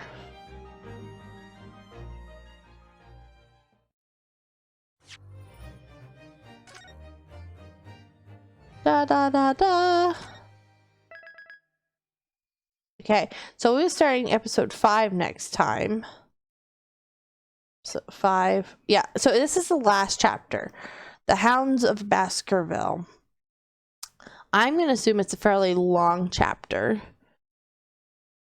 But we will see. I'm a little surprised the last chapter wasn't a bit longer. I'm very used to the PS, I played it on the PS4 for the Phoenix Wright, and with that you did a lot of footwork in the later chapters, like detectiving and everything, to figure out what happened. But there's a lot more in the actual courtroom for these. So we'll see how this last one is. We'll get to go and walk around a bit, I bet, because we did some in the last one. But it should be interesting. I'm very excited to see what happens. But I hope you've all enjoyed this. I have, and I'll see you all next time in another episode of The Great Ace Attorney Chronicles. Bye, everyone.